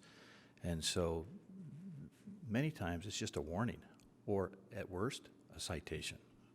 The last thing we want to do is take people's property and take them to jail, because that can take hours and hours and hours to sort through all that property and take that out to the evidence room. Okay, but after hours, the bike squad's not doing that after hours, right? I think they work to 1 or 2 in the morning. Oh, really? Yeah, Okay. they work. There's an afternoon squad that works quite late. Okay, and they, but when they approach somebody and they say, look, you need to move on, the park's closed at this time, is that the time when they typically offer, say, like, do you need to have transportation arranged to the shelter? Can we offer you, shelter options? Is that sort of how it works? Or I'll have to follow up on that and get you some situational examples of that. Okay. I would dare bet at that time of night we just don't have the transportation and the means to do that. Okay. But I would dare bet there's been times when we've called social workers out and we've called shelters and we've tried to make those connections. Okay. Yes, Cindy Gus-Jensen. Just someone had mentioned that our agenda item was tied to the Sugar House overflow temporary shelter, and we're now talking about the camping. But I think that the reason for that is that the people who are camping are the most likely candidates who would be going to the Sugar House temporary facility. So the dynamic between those two things is something that there's a lot of public confusion about and a lot of council member questions about. So for anyone in the public that's wondering, that I think the two are very intricately linked. Yeah, thank you. Okay, and those are the only questions I had, but Councilmember Fowler had another question? Yes, please, thank you. I just thought of this. David, you gave us some numbers for the overall numbers, the averages, and then the split between men and women. Are we seeing children, and are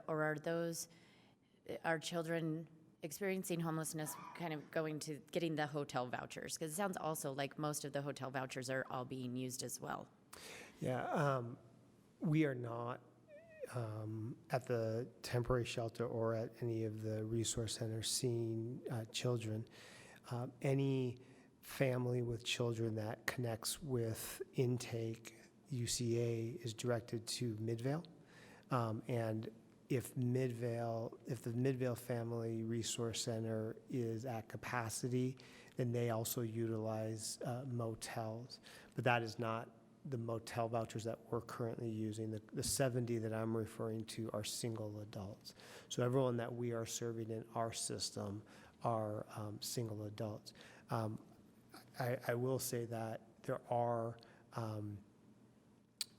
based on the reports that we get from VOA, that there are families that are living on, either in cars or on the streets, and working with VOA directly into housing. So you don't have to access a resource center to get into housing. But that has been relatively rare from what we're seeing. But the numbers and what we're seeing at the different resources here are single adults. There was another question in my brain, I thought, but it's been not now, there's not. Thanks.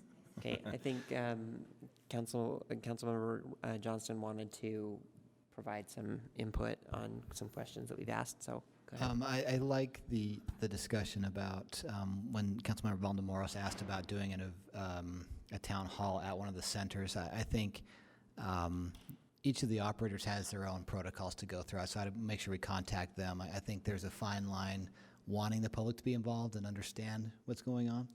It's very helpful to connect. One of the big things about being unsheltered is lack of connection, and making sure that's in a safe way, and also not making it a spectacle. Someone who's unsheltered or in a shelter is not somebody to be sort of observed as a sidebar kind of thing. They have lives, they have privacy rights, these kind of things, so there's always that carefulness there. So when people want to volunteer, there's also a process to make sure that we're being respectful of everyone involved in those things. The client impact is a huge, huge thing we do need to keep working on. I think there's a couple good examples. One, the best example that I know of, perhaps, is the 4th Street Clinic's Consumer Advisory Committee, I believe they call it, our board. And they do a great job of getting feedback that way. There's a lot of difficulties in helping folks be able to attend meetings and participate that way, and frankly, on the list of priorities, it may not be the highest. I know that Pamela Atkinson particularly has been very involved down at the Wiegand Center and St. Vincent de Paul's on an ongoing basis, asking for feedback. I know that during the Warming Center part of this whole process, a lot of client feedback came in about the Warming Center, and I think that was a very strong support to justify overflow, what we're doing now.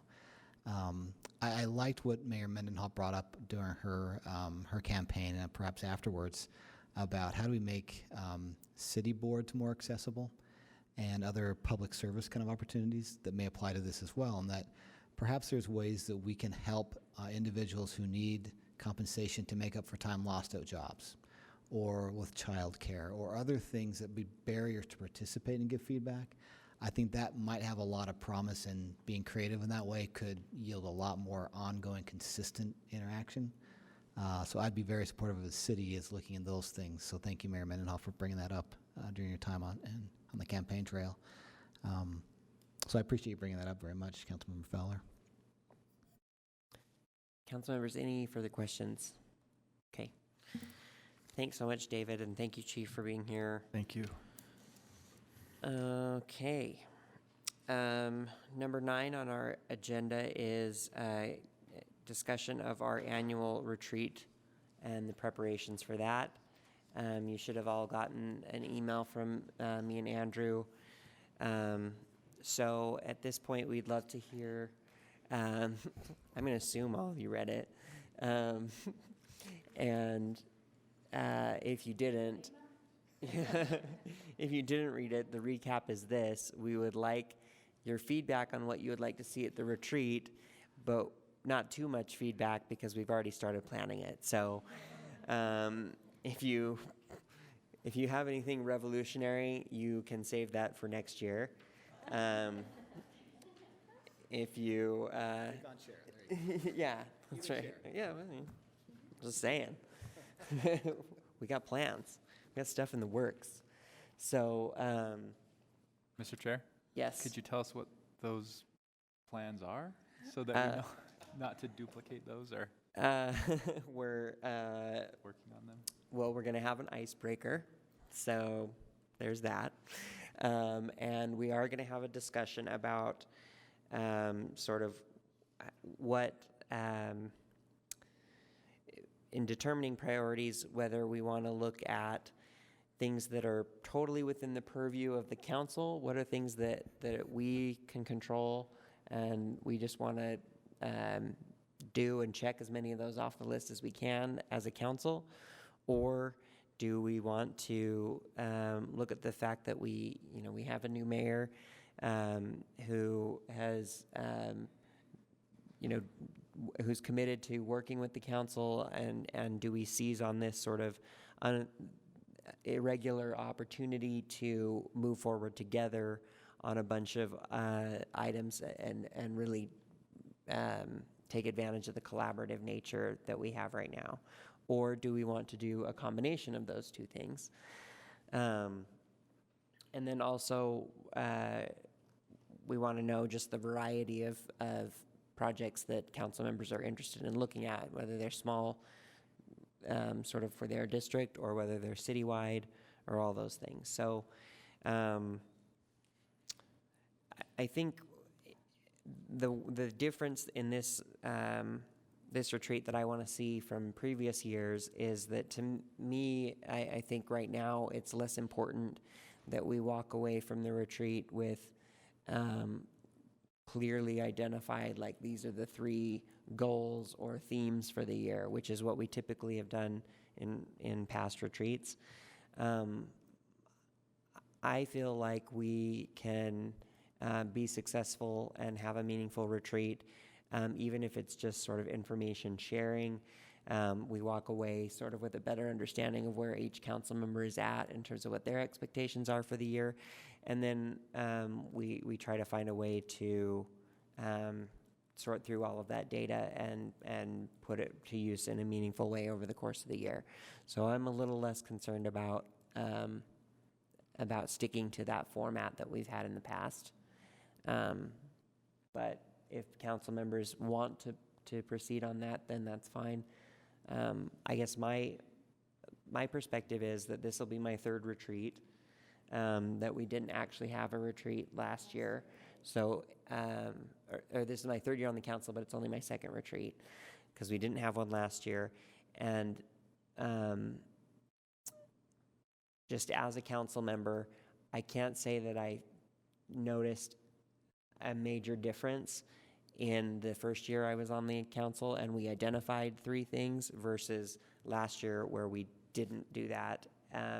I couldn't tell you that those were meaningfully different years in terms of how I approach things, but that's my perspective. I don't know what other people's perspective is. So I have a question to that. So I've never been at a retreat. Yeah, So- 3 of you have never been Right. to one. So what, have you been to one? If you've been to Two more before? than one, raise your hand. Okay, so So it's what- just James and Andrew. So you guys talked about several things. Who's and- not here? Sorry. You guys talked about several things, and then you decided, okay, these are our 3 top priorities, and this is where we're gonna go. Is that what happened? What we started out doing was that everybody, well, we did an icebreaker, of course, and which is I'm kind of mad about because I want to do that icebreaker, but it's already been done. So now I feel like I have to do a lamer icebreaker. No, you were there, I was there. Plus, I think we got all the good songs. So anyway, so that's off. And we started by everybody writing down any project, no matter how big or small. Then we put them on Post-its, we put them on a wall, kind of looked at them, and then tried to categorize them. Okay. And then based on the categories and what was under them, we picked what we felt like we could accomplish the most. And that was how the categories were selected. Okay. But what I think staff has observed and what I've observed is that sometimes if we try to do too many categories, then it's we're not actually helping streamline any work. And then if we do too narrow categories, we're trying to force an issue into a category where it might not really fall into that category, but we want to get as many things under each topic as possible. So we try to kind of shoehorn things in. And I don't know that is really productive either. So that's why I'm less concerned about sticking to a particular format. Sorry, Amy, one more thing. You know, I am meeting with my constituency, my community. Well, the Coffee with Anna apparently has been very successful because we had a lot of people show up to my 3 Coffee with Anna, and they have asked me to commit to meeting with Coffee with Anna for 6 months in a row, just once. So, and then what we decided as a group, instead of everybody talking about a lot of things, maybe we have an outcome out of that every meeting, and then we have some metrics towards after those 6 months.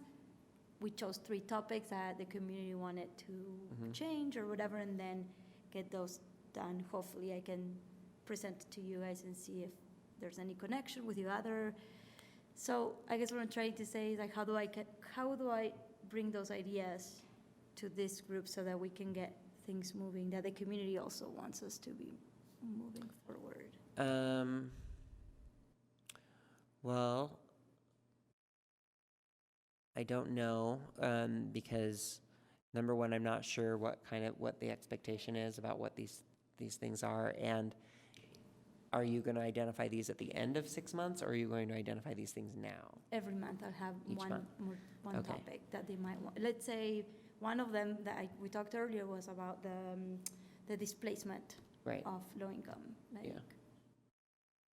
right? Like that's something that the neighbors talk to me constantly about. So that might be one of the topics. Like, Hannah, what can you do with the council, or can you come up with ordinances or policies that will prevent this from happening in our neighborhood? Mhm. That's something that we talked about that we're gonna do anyway with CDBG, with a consolidated plan. All Anyway, right. so I'm not sure, it's a lot of ideas that I have in my list I put together, so I'm not sure how we're gonna go about. Andrew wanted to provide some perspective on that, so go ahead. I mean, in my limited time, and I'll look to the mayor as well, who's been here longer than I have, and clearly the staff have been here much longer than both of us. I know before I got on the council, there were times when council members had lists of projects, right?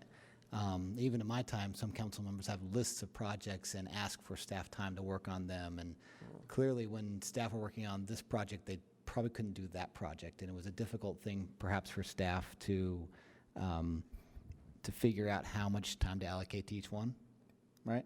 If you have 7 of us and we all have 6 projects, you're looking at just under 50 projects, right?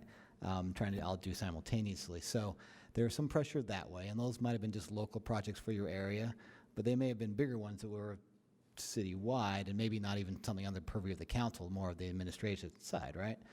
I know in my first year, we were asked to bring 3 to sort of narrow it down, 3 things, and then as a group, we sort of figured out, all right, do they fit together, do they not? How do we help the staff and the council be somewhat focused on general areas? And depending on who the leader was, James, when he was chair, his motto was go big or go home. I think he really just wanted big projects. He didn't want to sort of meddle around in the fringes. Other folks have sort of tried to find a more balance between how do you take care of your project needs in your area versus citywide stuff. I think from my perspective, I think it's helpful perhaps for the staff to understand where we are, what things we're bringing to the table and thinking about doing or wanting to do. For the council to help the staff to figure out how do we not throw the staff under the bus so they're expected to do way too much or not get anything done else. Sometimes I think in the last few years, we've had a couple of these things that have just gone multiple years because they're so big. I mean, the inland port, transportation, affordable housing. I mean, those are things that took all of our effort, a lot of time over multiple RDA and the council. So I think when I'm interpreting what Chris is saying in our discussions, that we don't know which way this should go. I think that's a discussion we can have. But I think there's those competing interests to figure out how do we maximize our effectiveness for our neighborhoods, for the city as a whole, and help the staff to help us more effectively. And maybe the administration as well, frankly, with the new mayor who has, I'm hopeful, lots of great ideas that she's going to bring forward. How do we make sure that we can communicate to her what we're thinking about, and maybe she can figure out if that matches what she's thinking about and how to be more productive both ways? So can I speak to that? I think that I think there's a way to maybe do all of it, in the sense that I agree, Chris, that, I think it would be helpful. There's 2 new members that I haven't gotten a chance to work with for the 2 years that I've been on the council, right? And to kind of walk away and say, okay, why are we here? What are we doing? Let's get to know each other and all these things. But then to Andrew's point, it actually would be helpful. My liaison has kept a running list of things that I've mentioned throughout the last 2 years that interest me, right? We all got those emails. And I was like, oh, I forgot about that thing. That's great. I should circle back to that, right? But I think it would be helpful for us maybe just to share those lists of things that have interested us. And I don't think that at the retreat we would need to have a big discussion about them. I don't think they need to be prioritized. But one of the things that I've learned is if there are 3 council members that are interested in one topic, then I feel more comfortable going to staff and saying, staff, can we work on this because we at least have some interest amongst multiple council members. So if I come to this retreat with my 6 great ideas and, Darren is like, actually, this was one of my things I've been thinking about and it aligns with yours, then he and I can get offline and chit chat and say, all right, what are we thinking about this thing and how can we move forward throughout the year? But I don't think it needs to be really that talked about or spend a lot of time on, just more so I know what Anna's thinking about, or I know what Chris is thinking about that has been an interest of yours, and then can work with each other on those things and our community members as we go forward throughout the year.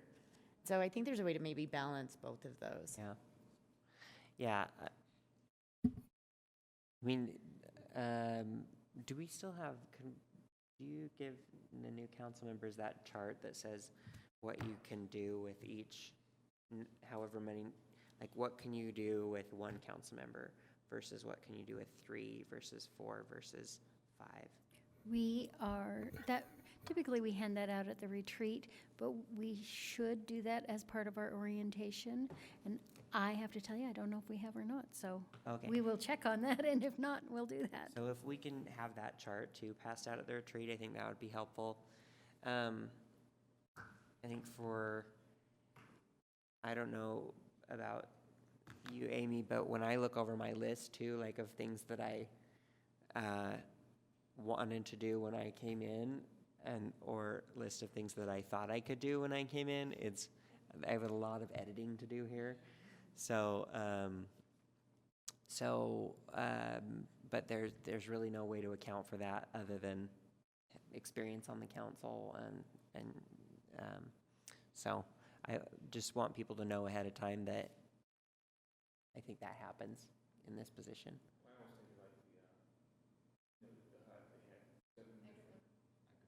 Oh, yeah. They had big topics, and then they had a bunch of little ones there. So I have a big topic, and there's about 20 different things underneath it that I want to accomplish. But, I'm not going to get all those 20 down, but if I can tackle some of them, how I tackle them would be great. And if there's some, work together, we can all do the same thing, that'd be great. Because I bet you there's a couple big topics, and there's 1,000 little things underneath them that we all kind of want to do, and how we merge together and bite away some of those big topics. Yes. Mr. Chair.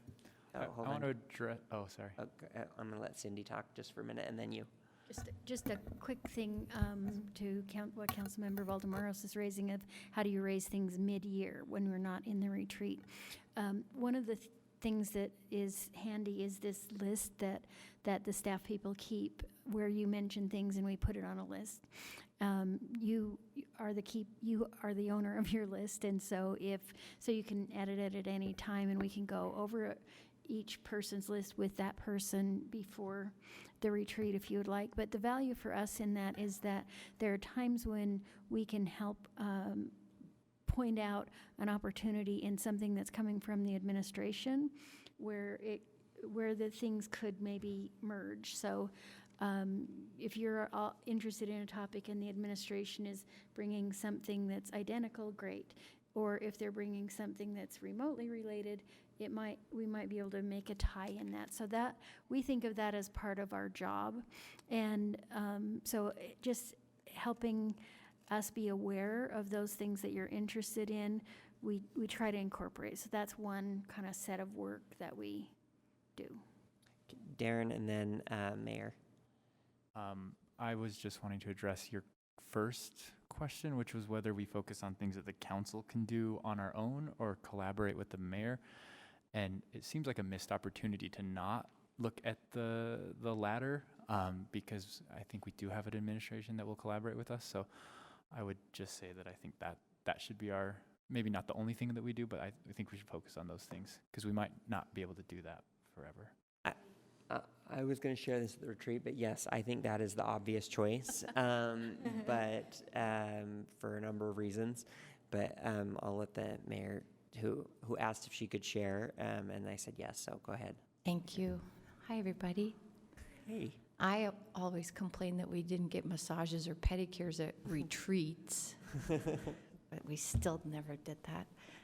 And I wanted to just say, when I started on the council, my idea of the retreat's power was that it was an opportunity for the council to pick some things that you could put your collective momentum behind that might not otherwise get done. And over the years, it evolved into the things we absolutely had to get done, basically, around affordable housing or air quality or inland port or things that were going to take a lot of bandwidth and time. So there's always that balance, I think. But I wanted to offer, to the chair's point, that think outside the normal toolbox. I encourage you to do that, of the format of the retreats and even the tools available to council members. I have no doubt that most of the things on any one of your lists are on my lists too, and that departments probably have some of those things in their pipeline in some way, shape, or form. And what I offer in a general and hopefully also in a specific sense on projects is that you help shape that product as it, whether it's in the pipeline or they haven't conceived of it yet. I want to know what you want to do, and I want to work together to do it. And I want the feedback from the time you're putting in with your community conversations to be reflected in whatever it is we end up funding or changing or creating.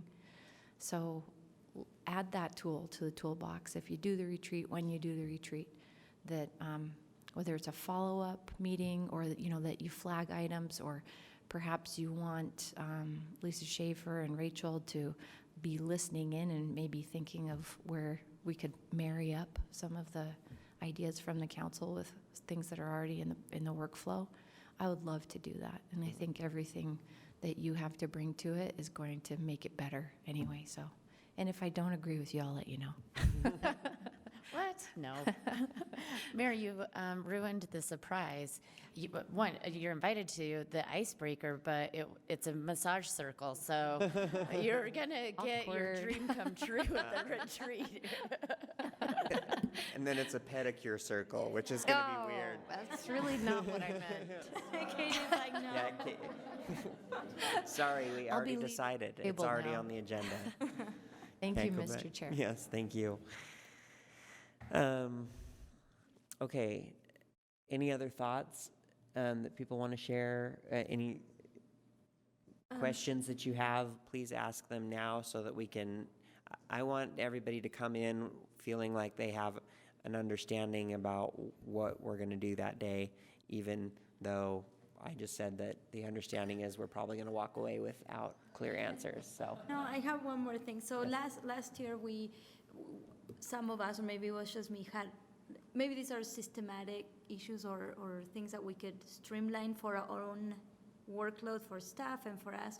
So last year, I had somewhat of a hard time with certain departments' presentations on the budget or with a huge budget book. That to me, wasn't clear exactly what their goal was or their mission, how much does it cost, how much they were requesting, what other projects they had in mind, how the metrics, like did what you had in mind last year work, how much money do you have left over.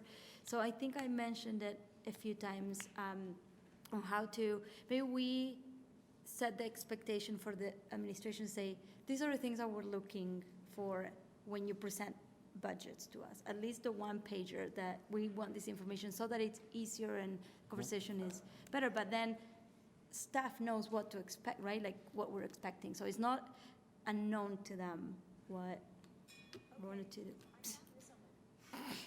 Siri, not now. So I don't know if that's appropriate to do this at the retreat where we do that or some other time with the executive director. Yes, I think it's appropriate at the retreat. Okay. It is at the Chris Wharton sponsored retreat where anything goes. Yes, Councilmember Johnston.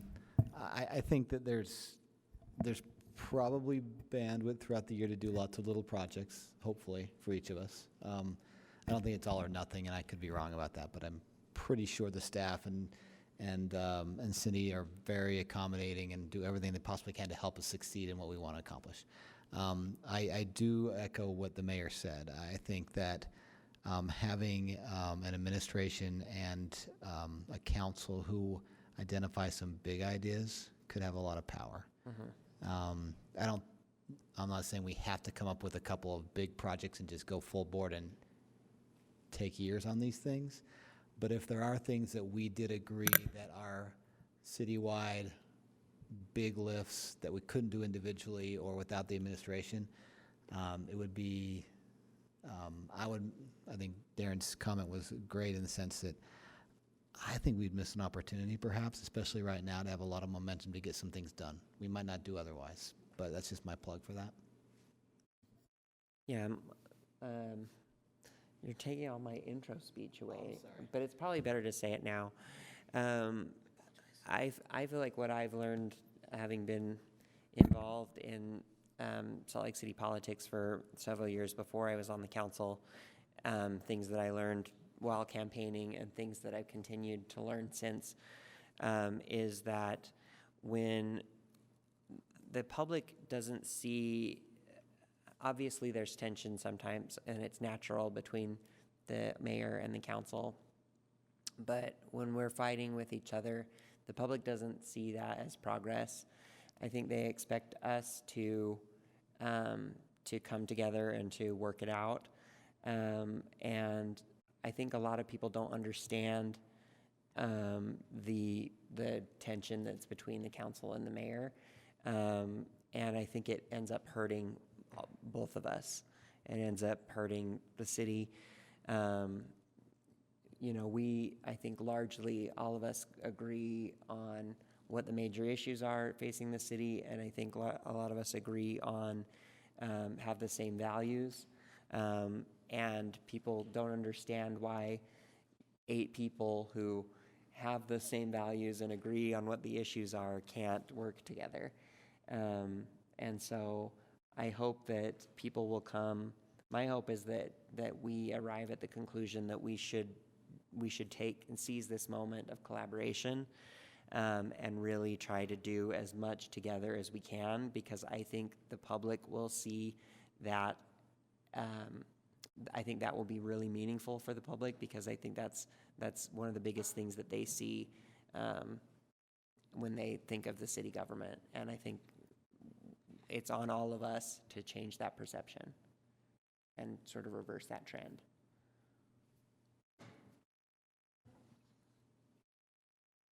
Mr. Chair, as we prepare for the retreat, do you have guidelines as to how many items you want us to bring, or can we bring our entire list and just narrow it down? No, you cannot bring your entire list. 3 things? Yeah. Is that? I was going to say like 3 or 4. You're cutting. You want 10? What I thought about is just you got some big projects, and then you got 10 things underneath them. You know, that are smaller things that all go to this one project. Say you just talk about hope, or just talk about the environment, right? And you got a dozen things that move the needle on it, but some of them are bigger than others, and one takes a lot of us, and another sort of maybe just drop off the side.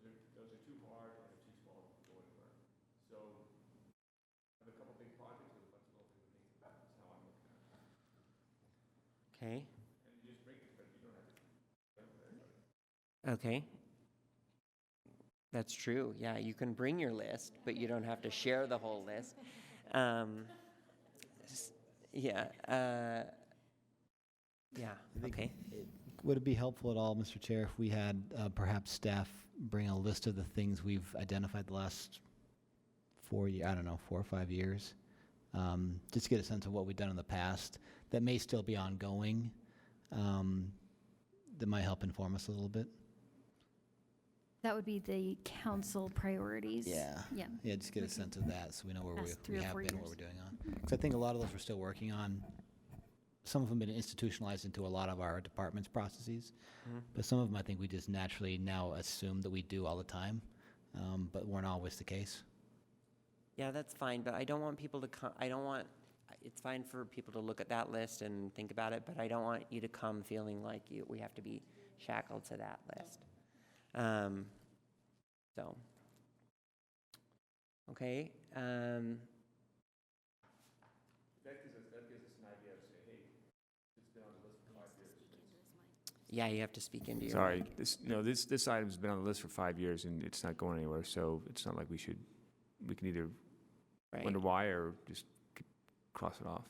Right. Well, and stuff, I mean, there are going to be things that are on the list, like, like infrastructure. We're never not going to have to worry about infrastructure. We're never not going to have to worry about streets. So that's why sometimes the bigger priorities I thought were like so big that they were kind of meaningless. It's like, oh, well, let's have one of our priorities be doing the good things for the people. Like it's so broad that it doesn't really, to me, it doesn't guide me in knowing what we're going to do that year. I would agree, Mr. Chair, but I also think that meant that when we had the opportunity for funding our future, we knew what our priorities were to some extent, and we were willing and committed to funding them when the opportunity came. Sure. So it could go that way as well. When the right time comes, would we spend the effort to try and figure out how to get it? I don't know. Or if the opportunity presents itself, are we ready to sort of to hit it while it's hot kind of thing? So Yeah, I suppose so. But like, what's the meaning? Does an ongoing need like housing really know the difference between 2019 and 2020? You know what I mean? Like, it seems like an arbitrary time to like take one thing off and put one thing on. So that's why I worry about. And there was also this perception too that if something was not on the list, that it suddenly wasn't going to be wasn't going to be important for that year. You know what I mean? So I don't know. So let that guide you, or don't, or just whatever. It's whatever. Okay. Other questions?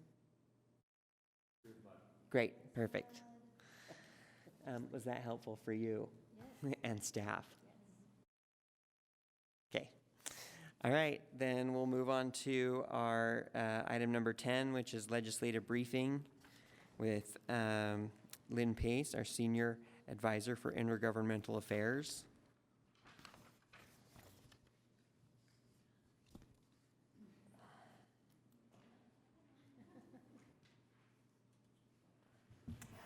Thank you.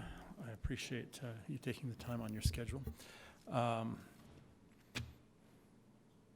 want me to give you an overview? Do you have a question? How would you like me to proceed? Session has been, we had a slow first week, and then we had a slow first day of the week. So it's been an unusual session in that respect. Things are moving, but the sense is there's been more bills filed than ever before, but they are very slow coming out, and the repeal of the tax reform has sort of thrown everything into limbo. That scares me, Lynn. I understand. What that means is that there will be a huge logjam of stuff hit all at once, and that will give unusual authority to leadership to pick and choose what gets pulled out of the logjam. So. It is not necessarily the ideal system, but it's the one we have. So, but it's been a relatively quiet week. The big ticket items are not necessarily moving yet, with the exception of the housing bill that was in committee today, which passed out. But there's an open question as to whether or not there's going to be funding for any of those types of asks. So we will just have to wait and see. And what they typically do with those budget-sensitive bills is they pass them and sort of mothball them toward the end of the session, and then they do some sorting to decide what they have money for and what they don't. And there's been a couple of sales tax exemption bills filed that would obviously impact us. The internal dialogue I've heard is that they've said, we don't have general fund money, so if you want to do a tax credit or incentive, it's going to have to be on the income tax side, not on the general fund side. And so we'll see how those play out. A number of water bills are moving, but again, the ones that move early are the ones that are pretty well massaged and agreed to. So you're not seeing the contentious ones, the difficult ones. We continue to have dialogue on a potential revision to the inland port legislation. I think that dialogue is going well, and we will consult further about that later, because that conversation is ongoing. There may be some legislation on homelessness, but that's just been sort of chatter. There's no bills filed that I'm aware of. There is a proposal, I think, I know James is aware of this, a requested $300,000 appropriation to study the feasibility of a public market focused on the Rio Grande Depot. We would like to get them to explore what might be the best location, perhaps Rio Grande, perhaps the Fair Park. That request was made by the Downtown Alliance, the chamber in the Downtown Alliance, and they're thinking about that. So we will be looking at that issue. A couple of retirement bills, which as currently drafted would not have a significant impact upon the city. But the last time they did this, it sort of flipped at the last minute, and we ended up with the bill, which wasn't what we were hoping for. There's been some legislation proposed on altering the terms of the eviction notices for tenants. And there's been some tug and pull between the landlord interests and the renter interests. We think that would obviously have an impact on our homelessness issue, because giving someone a window of time to address, a month-to-month crisis in their rent makes a big difference as to whether or not they can stay in housing. And so we're watching that carefully to make sure that we work with like-minded parties to make sure that helps the problem rather than making it worse. But all of those I have just mentioned, none of those are specific bills yet. It's just talk about concepts that have not yet been produced into bill language, which is highly unusual. This is a slower start than we usually see to the session. The eviction bills or potential bills are very much of interest to me. So if we can make sure that when that becomes an actual bill, I'd like to sit down and look at it. So if we can just flag that as a priority for me. I have some draft language and there are times when they share things with you confidentially. If I have the liberty to share it, I will forward that to you so you can look it over. I appreciate that. I know one of the things they were talking about was enhancing the amount of notice given, so changing it from 3 days to 3 business days, that sort of thing. But the other side was pushing back that if there was, if the shoe dropped, that it would be a mandate to the courts to enter a judgment and those types of things that I think would make it more difficult. Yes, you understand the point.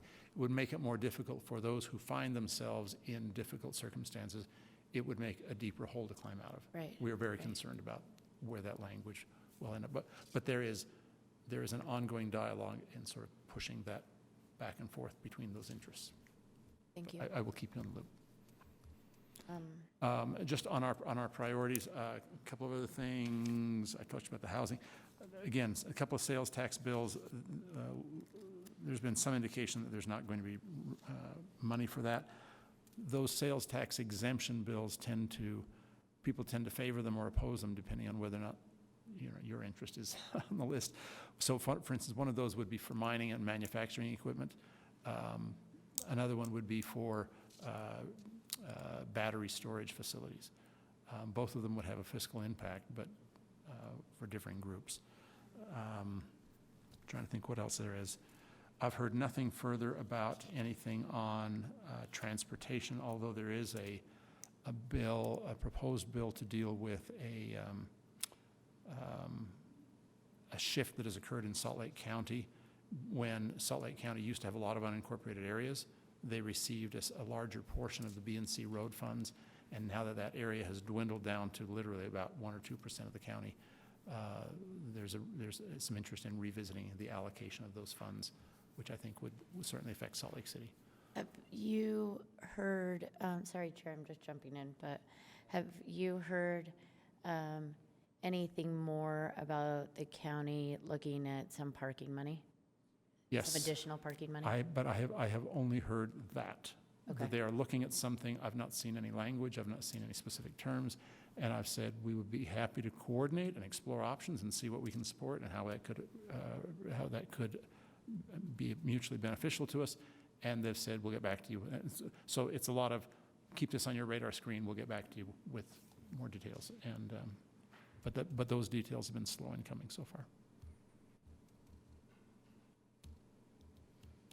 I know that's not a very exciting update, but that's sort of where we are. 6 weeks. I understand. No, it won't stay that way, I'm sure, but any other questions? Okay, thank you so much. We will continue to meet with the subcommittee, I think, on Fridays, and we'll obviously have more information by then as well. So in the meantime, if you have any questions, in particular, council member, it's nice to meet you. If you have any questions or something comes up or you hear a rumor or hear about a bill, please call or text me and let me know, and we'll chase it down for you. All right. Thank you very much.